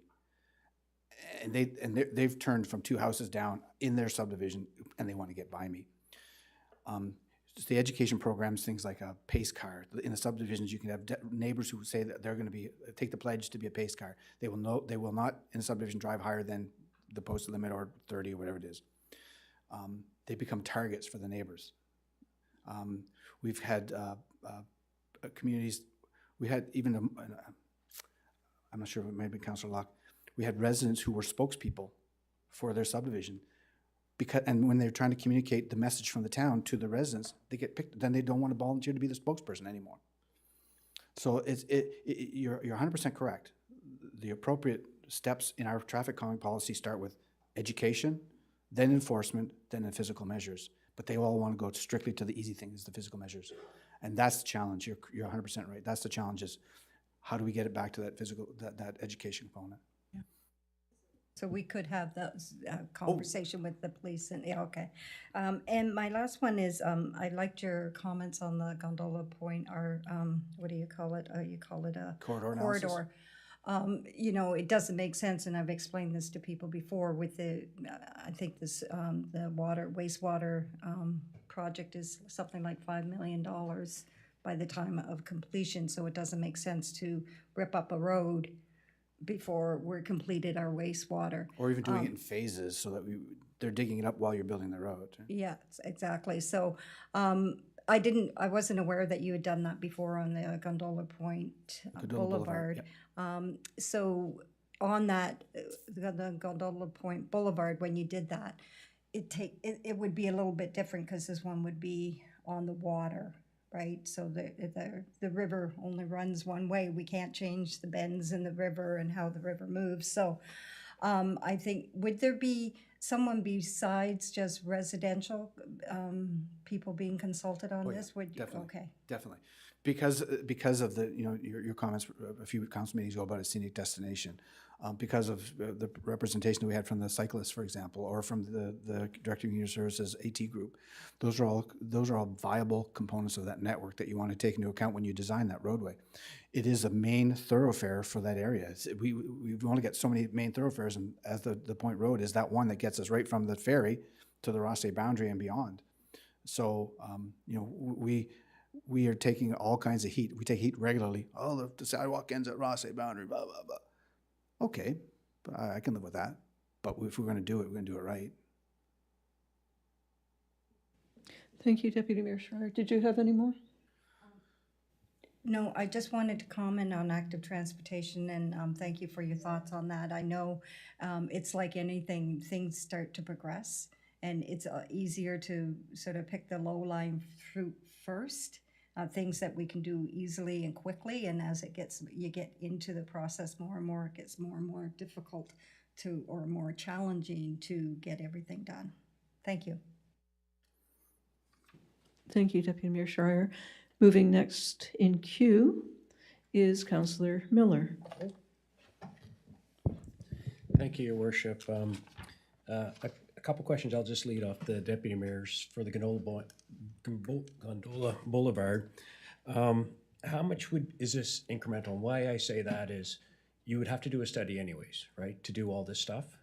Because if regardless if we're calling it scenic or doing whatever, you would do a study, I'm guessing, to find out where to put the sewers, where to put the manholes, things like that. So There will be a base design for sewer infrastructure, the sewer lines, a force main, where the pump station. They're pretty much isolated in that they have to be either directly adjacent to, because we have so much land. But everything else, infrastructure-wise, yes, would be design associated with that. So we would know the limits of how much of the road we would have to dig up. yeah. Even as part of the package, we are looking at, because we have 3 lift stations, there's one in the middle that potentially could be eliminated, but it means we'd have to dig real deep to get gravity. And we have to balance that project as well. And if that happens, all of a sudden you're digging up, instead of a lane, you're digging up the whole road. Yeah. And the problem is we're digging up deep enough that you might end up in the river. So that's a constraint that we have. But you're correct. We have some preliminary infrastructure design outside of anything we do with AT on the Gondola Point Road. So I guess my question would be, of this 100,000, how much would we? I mean, part of it's for scenic route and things like that, but how much would we spend regardless?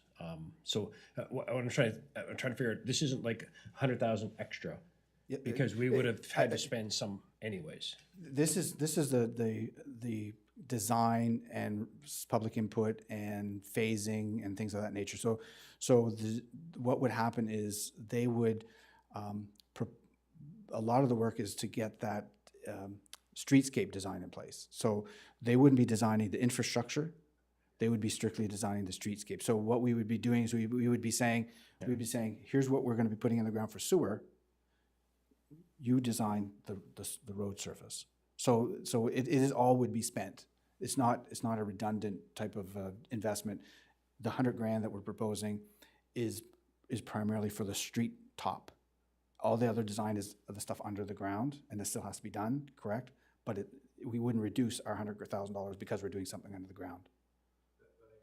And maybe I'm not hearing right, but we would have to spend some of this money anyways, to a degree, or would we? We would have to spend some of the money anyway if after we dig up the road to put the road back in as is.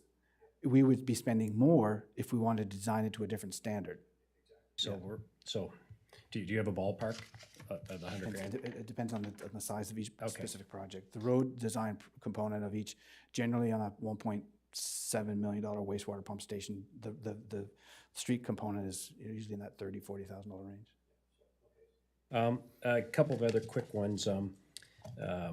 The intersection, are we paying for all of that? I'm just asking because I know the actual. This one? Yes, sorry, the intersection for the flashing, because 3 of the 4 posts are in Quispam and 1 is in Rosse. Actually, all 4 posts are in Quispam. Oh, are they? Okay, then I thought 1 was in Rosse. Okay, so yeah, that makes sense. Ignore the rest of that question. Flashing signs, just for those that know, we actually did $30,000 last year. We increased it, so that may be a discussion. The $100,000 sidewalks, that was me that pushed that. And I was thinking just leave it maybe as an option, and I'm going to put an option 3 or 4 with Mr. Loge, is Princeton Avenue, for those that know the kids that walk to school in Lakefield. Queensbury, that's a whole different discussion, but you have to drive up Princeton, which is a narrower street than Queensbury. And for those that ever have kids or had to drive up there, when you're driving up in the winter, you're driving into the sun. You can't see anything.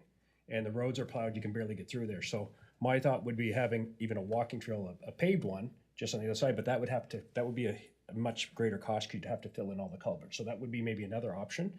And also when you talk about extending, if you go up Minstrel, if you go up that where the speed bumps are, the sidewalks stop halfway through. And that's still one of the busiest roads, and that's also a narrower street because when they built that. A couple real quick questions for you, Mr. Loge. Bradley Lake Road, I see the final phases now in 2025. Is that, the road's good enough to last till that long? As I mentioned earlier, we look at the road base, but we also look at traffic volume and occupancy. There's no homes on that last stretch. So it's if you drive it, it's on that last stretch. It goes out to the gravel pits, and so the demand is not there. So we felt that it would be appropriate to push it out. And as you recognize with all of our capital programs, we will do it.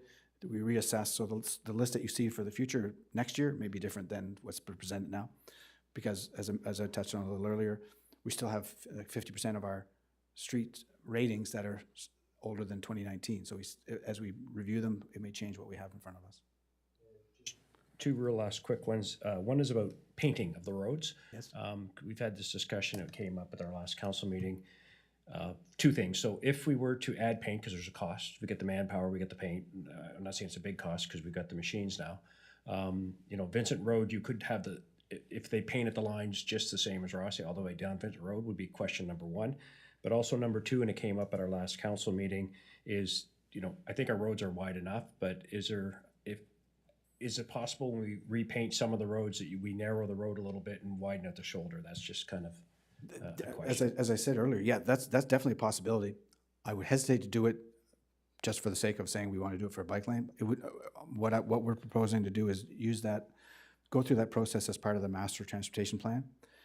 That's that part B. That's what we're doing this year, or we're proposed to do this coming year. Because what we would then do is establish a hierarchy, a street hierarchy, and it does a couple of things. Your hierarchy then sets a level of service from many things, from a roadway width to the speed limit that's there, whether it has a walking lane, a bike lane, and if you have a street hierarchy set in place, then you can apply that to all of the network in the community, right? So now you can say, well, is it fair to think that we would take Kensington or Princeton or West, Winchester, and it needs a paved road, a bike lane, and a walking lane when there's 10 cars a day on that thing? No. So that's a hierarchy decision, or a court, like Balsam Court or any little courts. No. So we could go down to a narrow asphalt width, but we say, all right, what do we consider a collector road? The Hampton Road, the Vincent Road, the Gondola Point Road. We think that warrants a dedicated bike lane or a specific lane for walking, whatever it is. You set that priority now under the plan, and when the time comes, from a staff perspective, we know 5 years down the road, I have to plan for the Gondola Point Road to be built to this standard that was agreed upon.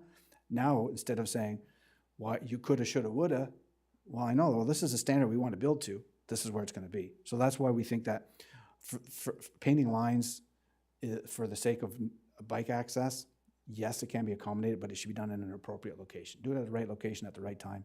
And we feel that time is after we have the discussion with the Transportation Master Plan. Because council as a whole, in your input into the plan, may decide, you know what, I don't like riding a bike up a hill. I think we should focus on walking or pogo sticks or whatever it is. We need a pogo stick lane.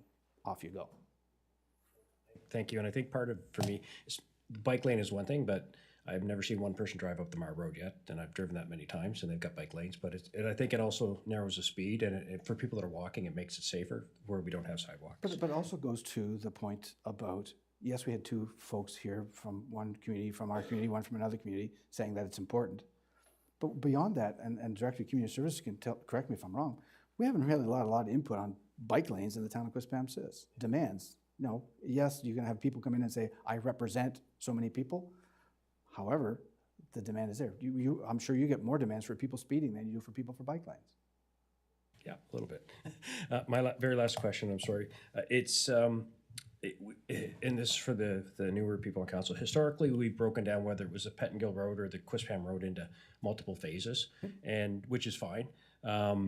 But sometimes it's taken 3 or 4 years. My question is there any savings if we added in Means Cove, if we went all the way to Collingwood versus stopping Follier? I know you said at the end, we'll see what we're at, but if we put a bid in to go the whole way, is there any savings as far as prep time and things like that? It's just so that we could get it done in 3 years versus 4 is kind of There's some savings, as I said earlier in the presentation. A lot of it's going to boil down to what is the unit price for asphalt at the time and how they bid the particular project.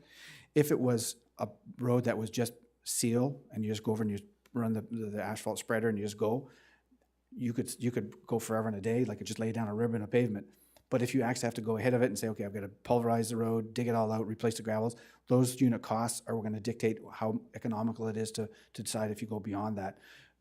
The Hammond River and the Bradley Lake last year are prime examples where we were able to take advantage and leverage the unit price on the asphalt because it was limited road-based work, but we could plow a lot of asphalt down, and that made a big difference right there. So what we're hoping to see on the Means Cove Road is the front end from the arterial probably up to the Country View. The first is there's a reasonable base in there, and we're hoping that we can see that reflected in the rest of the tender price. The other thing that we would take into account is even to build on your last statement, if we go in and we say we build the road to 1 meter wide, we add another 1.5 meters for a bike lane, but council says no, that's not what we do. All of a sudden we've either done it and we're not going to do it for the rest of the way, or we didn't do it and we should do it for the rest of the way. You know, it's that conundrum that you don't want to get too far ahead of yourself. And I think you and I spoke a little bit before the meeting is you go on the Means Cove Road and you go so far, and all of a sudden the widths that are like this, you get to the corner by the Chamberlain and past Chasson subdivision there, and the road goes like this, and that's that sharp corner. So you don't have the width to work with anymore in the right of way. All of a sudden you're digging into the bank to create a width. So. Thank you, Councillor Miller. Going next in queue, and we will go for, we'll see how many more questions we have first. Councillor Luck, please. Thank you, Your Worship. First, I do want to give kudos to the director and the staff of the Engineering Works Department because, you know, again, I thought the asset management plan was very forward-thinking. And again, I think it's wonderful as a town, we actually have that to kind of guide some of the things because there's lots of upkeep. So it's nice that we have that. As well as the exceptional job you're doing with the explosion of building permits. I'm a recipient, and I know that there's certain timeframes that you have to get out and do things, so you know it doesn't affect the building. So kudos because I know that can't be easy with such an explosion of building. I also appreciate your openness to looking at. Looking at things differently and, listening to the needs of the community as we grow and change. So I have two questions. One is about the Gondola Point corridor analysis. I think Councillor Miller was trying to get to it, and I'm still a little confused because I think $100,000 seems like a lot. Yep. When you have pointed out that we have a river on one side of us, we have houses that are really close to, we only have so much space. Even if we wanted to put in the best bike lanes, the best side, we can't. We physically, unless we start expropriating people's land, which I'm assuming as a town we don't want to do. Okay. So I guess I'm just wondering, because we are very limited on a dead-end street, even though it does connect us to Rossay, I'm just wondering if, do we need that much money to explore something that we don't have infinite opportunities there. It's kind of we can maybe get an extra meter in that's going to maybe improve walkability and bike safety a little bit and put some pavement down. I just don't know if $100,000 is going to provide us with anything because we're going to come out with great ideas that we can't accomplish anyway. And I don't mean to take the negative stance to you, but we have infinite possibilities. It's not finite in that it is not a dead-end street. It is a major collector in the community. It goes, the only dead-end part and is from the Merritt Hill to the ferry. Everything else is interconnected to the community. So that interconnectivity is what we want to base all of the growth on, and to build on the presentations that have been made in the past. As the community services said to us, if we use the Gondola Point Road as the main, then you have all the spurs that go off of it. So what this designs that we're proposing is not just the Point Road itself, is what comes off of that. So if we say we want to be able to make a scenic route and we're going to go through that scenic route and we need a pull-off, how does that design? So that part of those costs are incorporated there. If we say we have a finite level of width, okay, there's a finite width, but there's going to be different ways to approach that. Is it going to be dedicated? Is it going to be separated? Do we negotiate with the property owners? We still have a 66-foot right-of-way through there. And really all it means is that, yes, the properties are encroaching, but it means that if we go in, we may be terracing a walkway in a certain area. It just means that we're looking at the costs to do this. So we don't want to make an assumption that all of a sudden we're restricted to that narrow width. What we want to do is say, what is there on the ground and what do we own, what do we control? If it happens to be 15 feet beyond the edge of the ditch, then how do we leverage that? Can we leverage it?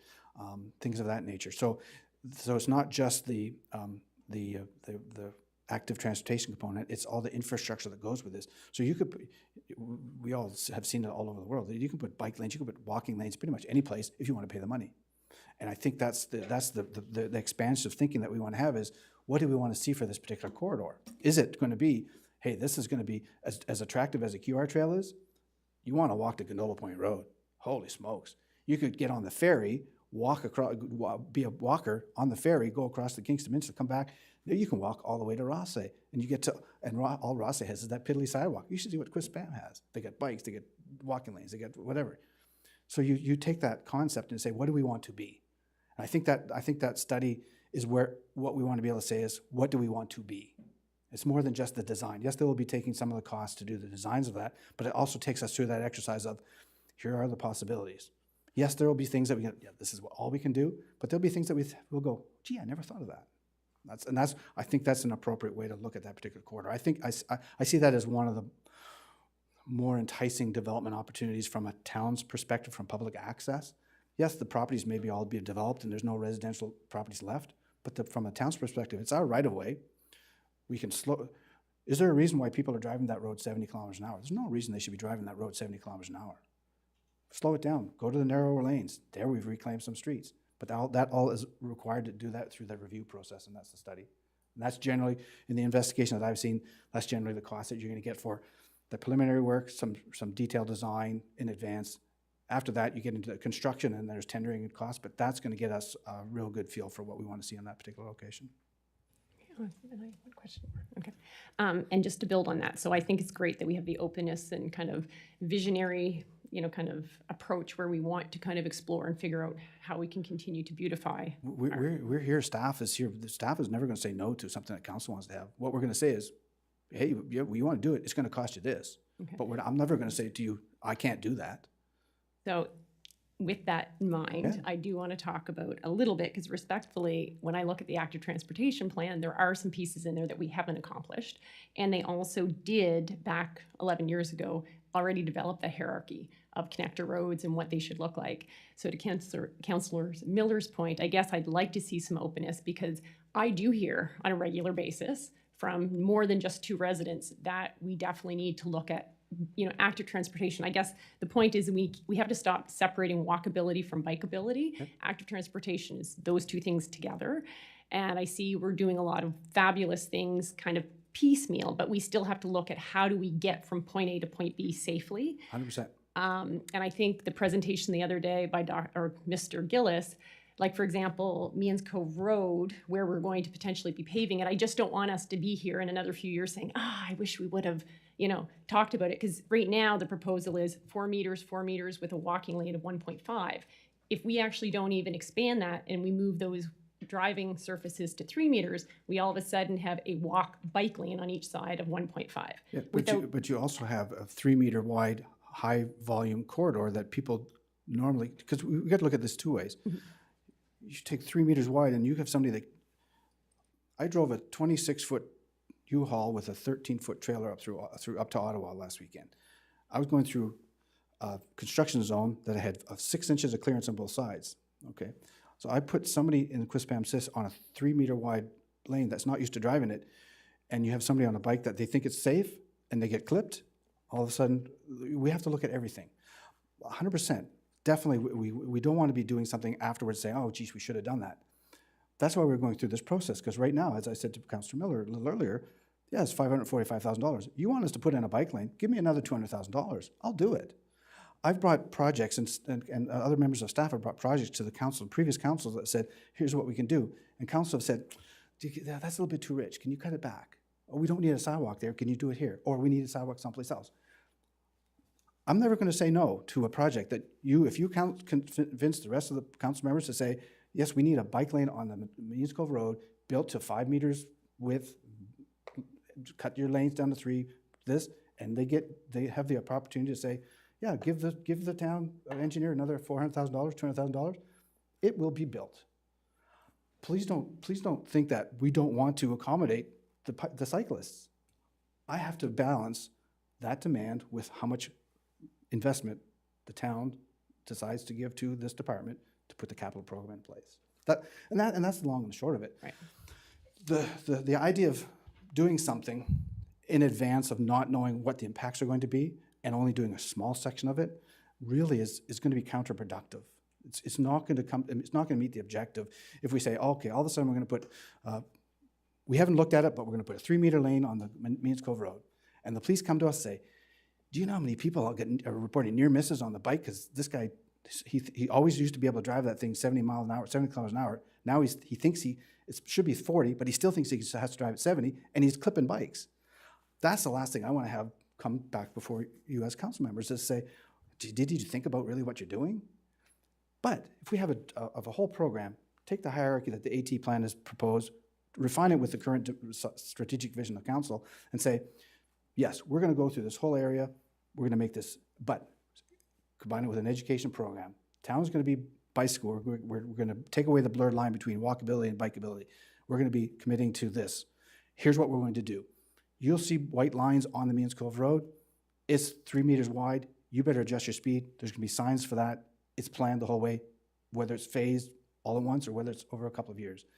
You have to be able, the residents of the community, as well-intentioned as they are, they have one thing in mind. I go from work to my house. How fast can I get there to get the kids to the hockey game and back? And we've all heard it, that the worst people speeding or paying attention or not, they're on their phone, whatever, in the subdivision. Gee, I would push my stroller and I almost get clipped by the little old lady or young kid that lives down the road. The residents themselves have to see this and we have to be able to lead them by the hand, and we have to do that properly and planned. And I really do think that we can't just say we're going to do this. All right, for this stretch, let's give them the whole layout to take it. And I may be wrong, I may be proven wrong, and when I'm dead and gone, people go, who was that frigga that was the engineer back in 30 years in the town of Quispam? So be it. But I think anything that I've seen from the industry, from my experience, and from what I've seen from other communities, the only effective programs are ones that are properly planned, communicated, constructed, feedback, and followed through that way. Okay, so to my point is with Means Cove, which was identified 11 years ago in the Master Transportation Plan as a collector road, or I'm not sure if that's the right terminology. I guess that's my worry, is that if we would have done, I guess I just don't want to be here in 10 more years still talking about, is there a way to slower speeds, which it sounds like the evidence is suggesting more narrow roadways, and still improving active transportation, because we don't, in reality, we can't afford sidewalks. There's a lot of upkeep to them. So if we're looking at, getting people to be able to safely push a stroller or to walk or to bike or to roll or however they want on the side of the road, because that's a reality in a more rural community, how are we going to do that if we kind of keep pushing it off? Like, I'm just wondering, how are we going to build this in today that we're not going to run out and paint every street with lines, and but we need to have that as part of our thinking moving forward. So with Means Cove, which is costing $500,000 or close to it to pave that small section, and we have a certain amount of width, I guess it's just that, like, once things are done, it's a lot harder to go back. Like, Model Farm Road has these great shoulders that are full of rock, which doesn't help anybody in terms of active transportation, because they're hard to walk on and they're almost impossible to bike on. So I'm just wondering, how can we start thinking about that, because it's not just bikes, it's also walkability. Yep. And how we thinking about it is we staff get direction from council that says, think about it. We think about it, we come to you with a budget that then you approve. All the previous examples that we've had and I can only speak to my street capital program. If I come to a street capital program and council of the day, back in the day, said, you got $1 million. And I came to say, well, I spent that whole $1 million on the Means Cove Road. They're going to, anytime that's happened, they've gone, well, I had so-and-so call me up and he wants this street paved. I said so-and-so. So we're doing that dance. We're doing that happy balance. So the commitments that we make, whether it's a strategic exercise, whether it's a transportation master plan exercise, is making that commitment. Council has demonstrated that leadership currently with this asset management plan. They've committed to it. They've given staff direction, say this is what we want you to follow. Okay. So I think the same thing has to occur. The active transportation plan from 10 years ago, council, quite frankly, council went, oh, that's great, yeah, Dana, just do what you can. But they didn't say, Dana, this says we have to make this a collector road. Or to me, take this back 10 years ago and take $1 million, make that a collector road. There you go. But that's the importance. That's the role that council plays. And as I said before, I'm never going to say no to a project that you want. I 100%, I agree. If I could start today with the Means Cove Road, but I know that the Means Cove Road is going to be, to do that, even to the Collingwood area or whatever, it's going to be about $750,000, $800,000. If council says to me today, start it, it's done. About like Councillor Miller's point about like Vincent Road. So basically, you get to the point of the Rossi border where it's the same width and the bike lanes just end. And I again, guess I'm just wondering if there's ways as a if that's a community. paintability thing, for sure. That's if this community says that's the program we want to have, we also have to be prepared for the residents to say, that's not what we asked for. Well, that's what we can afford. And that's a lot of things that we've said in the past. You may have asked for this, but this is what we can afford. We can afford repainted widths, and it will slow it down. Right.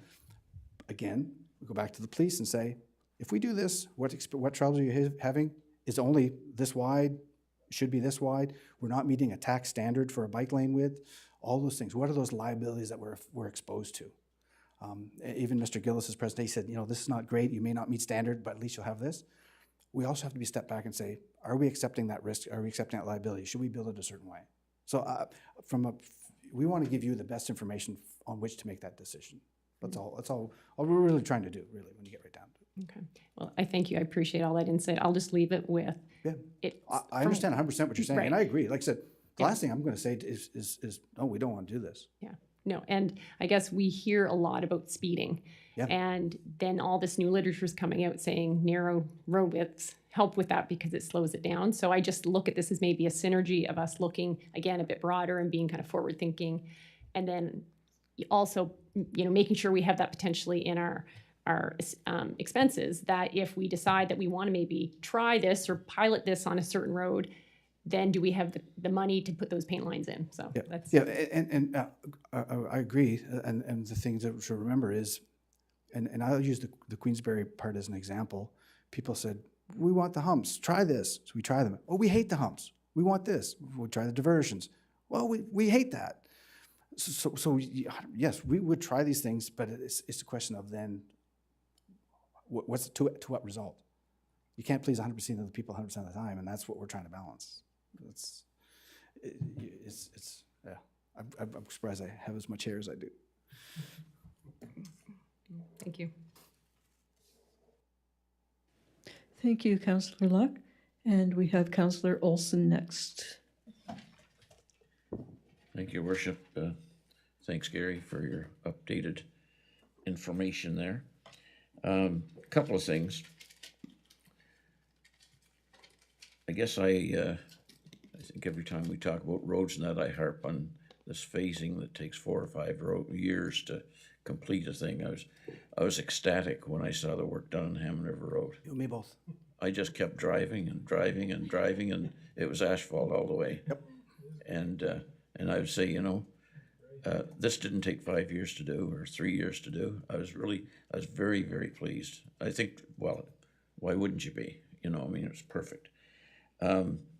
When we look at Means Cove Road, and I compare that to Gondola Boulevard, that we took on in phases, and Gondola and Means Cove Road now, we're starting in 2022 and 2023, and spending 1.2 million there. Or we skip 24, we go to 25, then we've invested 1.2 million. And that's only going to Bunnell. That's correct. Bunnell, is that halfway? Bunnell is the sharp corner. It's just after Bunnell, that's when you get into the really wonky widths, like the steep banks and by Lawson's Farm. By the there. Lawson- Yeah. Okay, I know where you're at now. So, and it all goes to the phasing goes to fitting the allocated budget that we have and spreading around. Again, I won't say creature of habit, but at the desire of council, if they say this is what we want you to do, again, if council says pave all of the Means Cove Road and get it done in 1 year and incorporate, you know, the extra width for the bike lane, we can come back to you with an estimate and say, this is gonna be $1.7 million. Then it goes back to you as council members decide, do we want to borrow that, or do we want to not make it a priority or change it or whatever? So, if the approach is yours to manage, essentially. As I said, we make a suggestion. If you say, we would like the whole street paved, as was done last year for the Ham River Road and Bradley Lake, pave more, definitely, you're 100% right. There's a sense of accomplishment. It's done, you're out of the area, the whole goes. And that's what you see when you see the subdivisions. We do the subdivisions are all done. That's what you feel when you go into the subdivision. They've got 4 streets and they're all done in that same year. You're done, you get out of there. You're not back there for another 20 years. Yeah, I understand that philosophy of doing an area, you know, in concentration to take advantage of having your equipment there, right there. And the same thing's going to happen on Gondola Point Road, is that we're going from starting in 23, go to 26, and we're only at phase 4, which isn't complete. And the Gondola Point Road, I propose it that way mainly because we don't know what's going to come out of the recommendations, and to almost to serve as a placeholder to acknowledge that generally we think that's what it's going to be. So. As with any of these things, these are the placeholders. So we need this amount of money. Where it's slotted, it's irrelevant. The only relevant year, as our treasurer will tell you, is the current year. Year 2, 3, 4, and 5 in our 5-year plan. That's like this. That's like, where do we want to put it? Where do we want to sit it?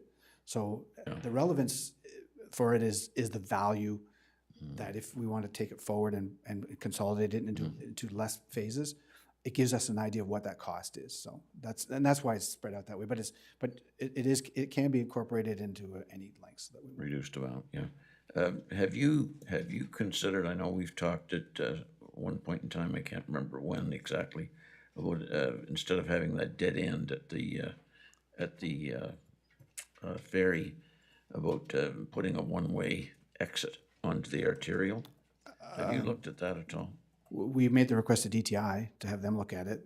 Yeah. They have some concerns with regards to the separation from the ferry and the exits and the lanes right next to the ferry itself. It might be a little, it's multi-jurisdictional, so they would have more impact than we would. For us to do it, it would probably be a $50,000, $60,000 exercise creating a turning lane. For them, the headache of having unanticipated traffic coming into the side, coming at the side of their traffic coming off the ferry might be more of a headache. So it would 100% be they give us permission to do it.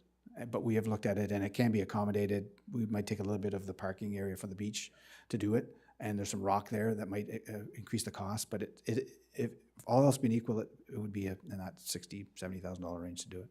It would be another means of egress out of that area. Yeah, the presentation that was made back a couple of years ago, the fellow that was here, and those are all valid points. And yes, it could be done. Just one way. Yeah, just one way, a lane, a slip lane to go on. Yeah. Yeah, it's feasible. It all boils down to if DTI wants to do it, and DTI has some strange rules when it comes to access on there. Yeah. Okay.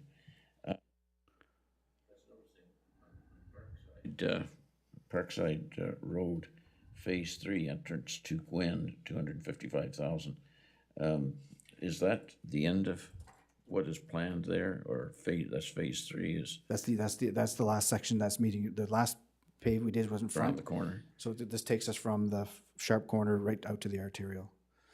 Okay, all right. You talk about improving or enhancing the traffic control of Pettingill. Yes. And the Hampton Road. I think that's a great move. I'd also, and I've mentioned to you before about Donlin Drive. Yes. 10:30 at night, not a bit of traffic moving anywhere, and you're coming down the Hampton Road, you got to stop for nothing. The controls are set there for Main Street Green. What that means is the Main Street stays all the time, and it only draws the call if you pull up to the side. We've had discussions with the police on the approach that they want to have. They can live with either one. What we were waiting to see was the age of that, because that's the next controller to be adjusted. And if we incorporate a all-way flash after 10 o'clock, similar to what you see at the Vincent Road type of thing. that's addressing reality. Yep. Because, I mean, the malls are shut down, everything's shut down. I mean, I've done it a dozen times, well, we all have, I think, coming down the Hampton Road, and all of a sudden we come to a red light. Yep. And there's nothing moving on either side of us. We're sitting there in the middle of the night, waiting for this to change. The age of the controller is one that it needs some updates. That's on your radar. It's on it's the controller itself is level of service is still meeting level of service, like the delays for people waiting because that turn, the traffic volumes are less, and that's what ranked the Pettingill intersection a little higher for control upgrades over the Donlin. But the Donlin, I believe, is the next one that would be either next year or the year after that we're looking at. The sidewalks. I've talked about sidewalks, I think, every year. meeting. And I would just like to see us come up with a plan. You know, I think sort of what has drawn my attention is the number of school kids walking around Princeton and Queensberry, and the elementary school now, the new elementary school, yeah, middle school, school, yeah, and but there's elementary. the Saunders. Snow. Is that Saunders. not Snow, but Chris Saunders. Chris Saunders. Is that elementary? It's elementary. Yeah, but I mean, there's a concentration of kids walking in that busy subdivision with no sidewalks. You talk about snow and plowing and all that stuff, and we every year we get letters from residents, and I'd just like to see us do something there. I mean, it was a great breakthrough when we did Southwood, you know, and we had public sessions and we had meetings here, and people come in and said, yeah, we kind of like that design, and that's what we put in. But I think that we've got to identify a strategy and a time frame on putting phasing in sidewalks so that people could see it. I mean, people love to see their tax rate change and all that stuff, but they also will pay to see improvements into their daily activity within our community. By that I mean walking and safety of the kids and all that stuff. So I'm a big supporter of sidewalks, and I think it's something that we should be phasing in on an annual basis in our budgets, and having a program that we can say we're going from here to here to here to here. Just a phased in thing that we can say to the people, well, it's not going to happen this year, but the next year we're going from here to there, and it's already planned, it's going to be budgeted. And then if we want to accelerate that, we can find the money, you know, I mean, in the budget process. We used the same approach on the Hampton Road when we built the sidewalks on the Hampton Road. Then the philosophy back in the day with council was that we needed to put the feeder sidewalks off the side. So you got sidewalks of Clairwood and those type of things. So I think the similar thing is going to boil down to is once you have your core network, your core corridor, where do you spur off of it, building on the sort of the QR trail. But the master transportation plan, one of the components of that master transportation plan, sidewalks are part of that transportation plan. So it may not have a defined plan, but it will probably, what we'll likely have is a template for decision making, decide, okay, what do we want to establish as priorities, and then we could build off of that from a sidewalk priority document if we want. But that is part of the master transportation plan, is the sidewalk network and what should we do with it and how to grow it and things like that. I think we have to recognize the anchors are our schools in the concentrated area in this particular time frame, and including the Francophone school.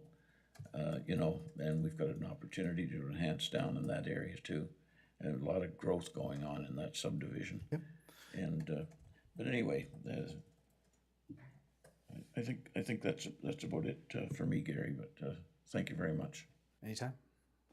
Thank you, Councillor Olson.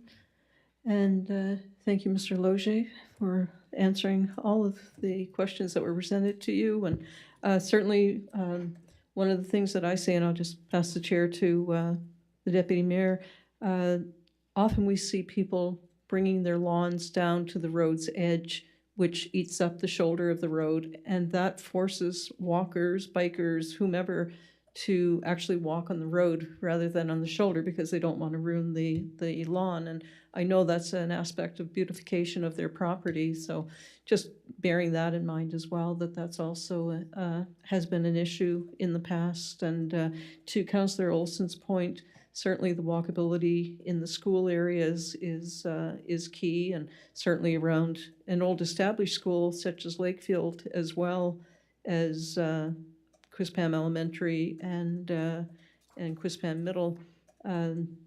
That's always a concern as well when children are walking either on the shoulder of a road or where the lawn has been pushed down to meet the road. So thank you very much for your presentation, and we will break for lunch and we will be back in our seats at 1:15. Thank you very much. Kathy, do we need a motion? Okay, but we don't need one? Okay. I'll wipe it down when I'm done, I guess.